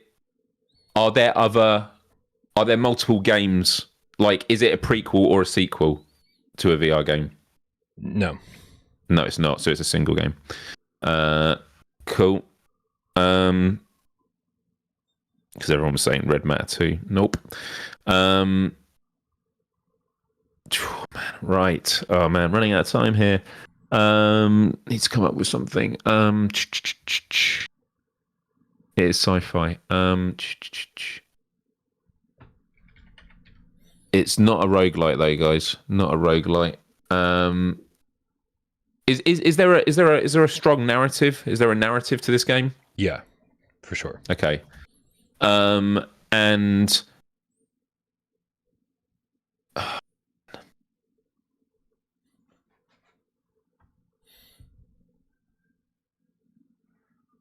yeah, I'm trying to think what questions I can do to narrow it. Everyone's saying hubris. Yeah, thank you, Izzard. Can you swim underwater in this game? Yes, you can. Okay. Is it hubris, Brian? Myles, it is in fact Hubris. Which came out by Cyborn Games on PSVR2, June 22nd of this year. You can in fact swim, and it definitely has a realistic art style. Great question, Izzard, because I just saw a massive wall of hubris, and I was like, I know that's where I want to get to, but I need one more question to get me closer. And I was like, what question could I ask that distinguishes it from others? I was trying to pay attention to the chat, and I think the first person I saw mention it was All You Are Is History. So unless I missed something, congratulations, History. Lupa says it's the first time it's been picked. Woo. For 20 questions, which surprises me. That's a rarity. You're right. I always feel like I'm picking something that we've done 1,000 times, so very nice. Very nice. As it says, plus there are only 3 PSVR2 games with realistic graphics.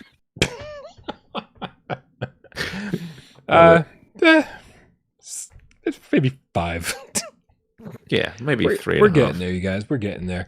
All right, man. Listen, everybody, thank you so much for hanging out. This has been a great way to spend my Friday night. I got to get back to work on a little bit of PSVR this week, and then I'm going to be killing this week. And then I'm going to be killing things with spiders, Myles. Are you going back in? I'm going to kill things with spiders. With spiders. Ah, yeah. Okay. I'm going to turn the tables on the game. I'm going to start collecting the spiders and using them as weapons. And then my mispronunciation of the name of the game will make sense. We'll see if that's possible. Here's a dumb question. I'm terrified of spiders, and so are you. But they can't actually do anything to you in the game, right? Like they can't hurt you, or can they? It's a great question. I don't know. I mean, I played for an hour, and I just fucking ran away from them all. I know. Yeah, same. I don't think you can take damage for them, but there was a bit where a jumping spider jumps at me, and the haptics, man, I felt it on my hand, dude. Like the cable down the back, but the whole screen went black, and I was like, did I die? And I was like, what's going on? What's going on? I don't know if I walked into the wall. It's actually on my YouTube channel. I did a YouTube short of a clip from Kill It With Fire VR where I actually screamed, and the brilliance of it was just after someone in the chat said, oh, there's an achievement for like hitting a jumping spider mid-flight with a melee weapon, and I literally say, oh, that's funny. Well, I haven't seen any jumping around, and then literally one jumps at me, and I go, ah!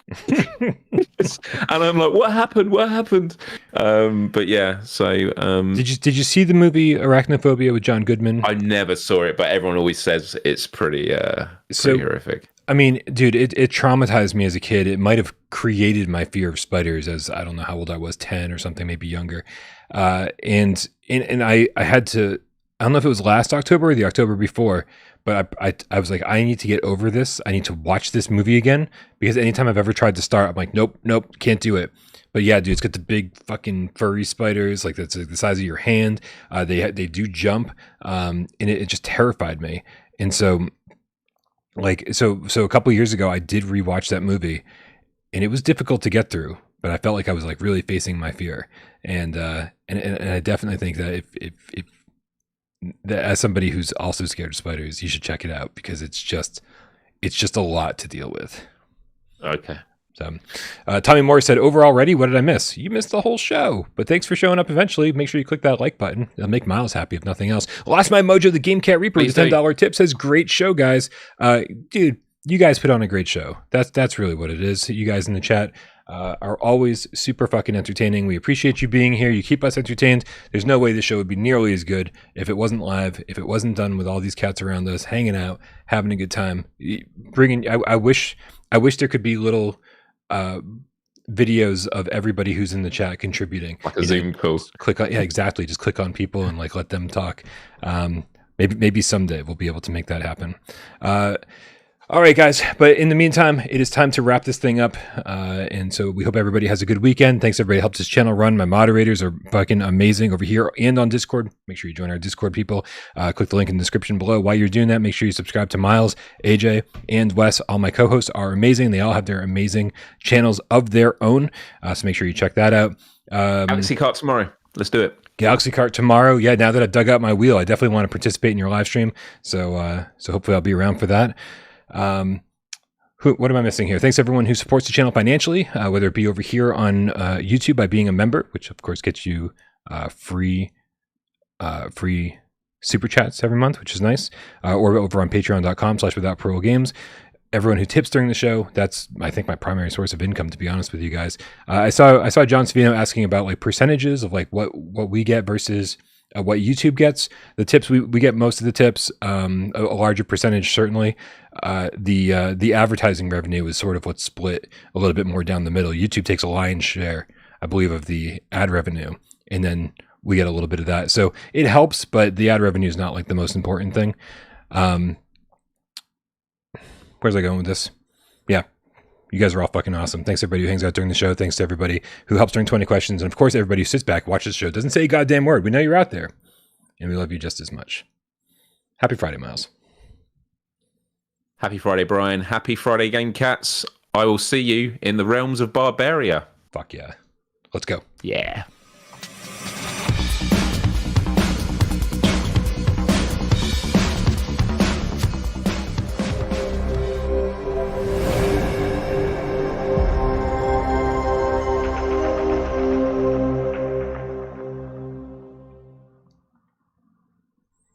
Myles, it seems like a bunch of people in the chat are talking about getting some Galaxy Kart going right now, which would be craziness. Listen, if anyone's going to play Galaxy Kart right now, like literally in the next 10 minutes, I will jump in and play some Galaxy Kart. I will absolutely do that. If anybody creates a room, if there's room in your room, I will jump in the next 5-10 minutes. Myles. Brian. We have a clip of the week because it's Friday. Clip of the week. We need a little jingle. This one comes to us from Looper, the underground game cat, keeper of 20 questions. And he describes this as beating the shit out of Pietro, and he doesn't care. Let's check this shit out. Whoa.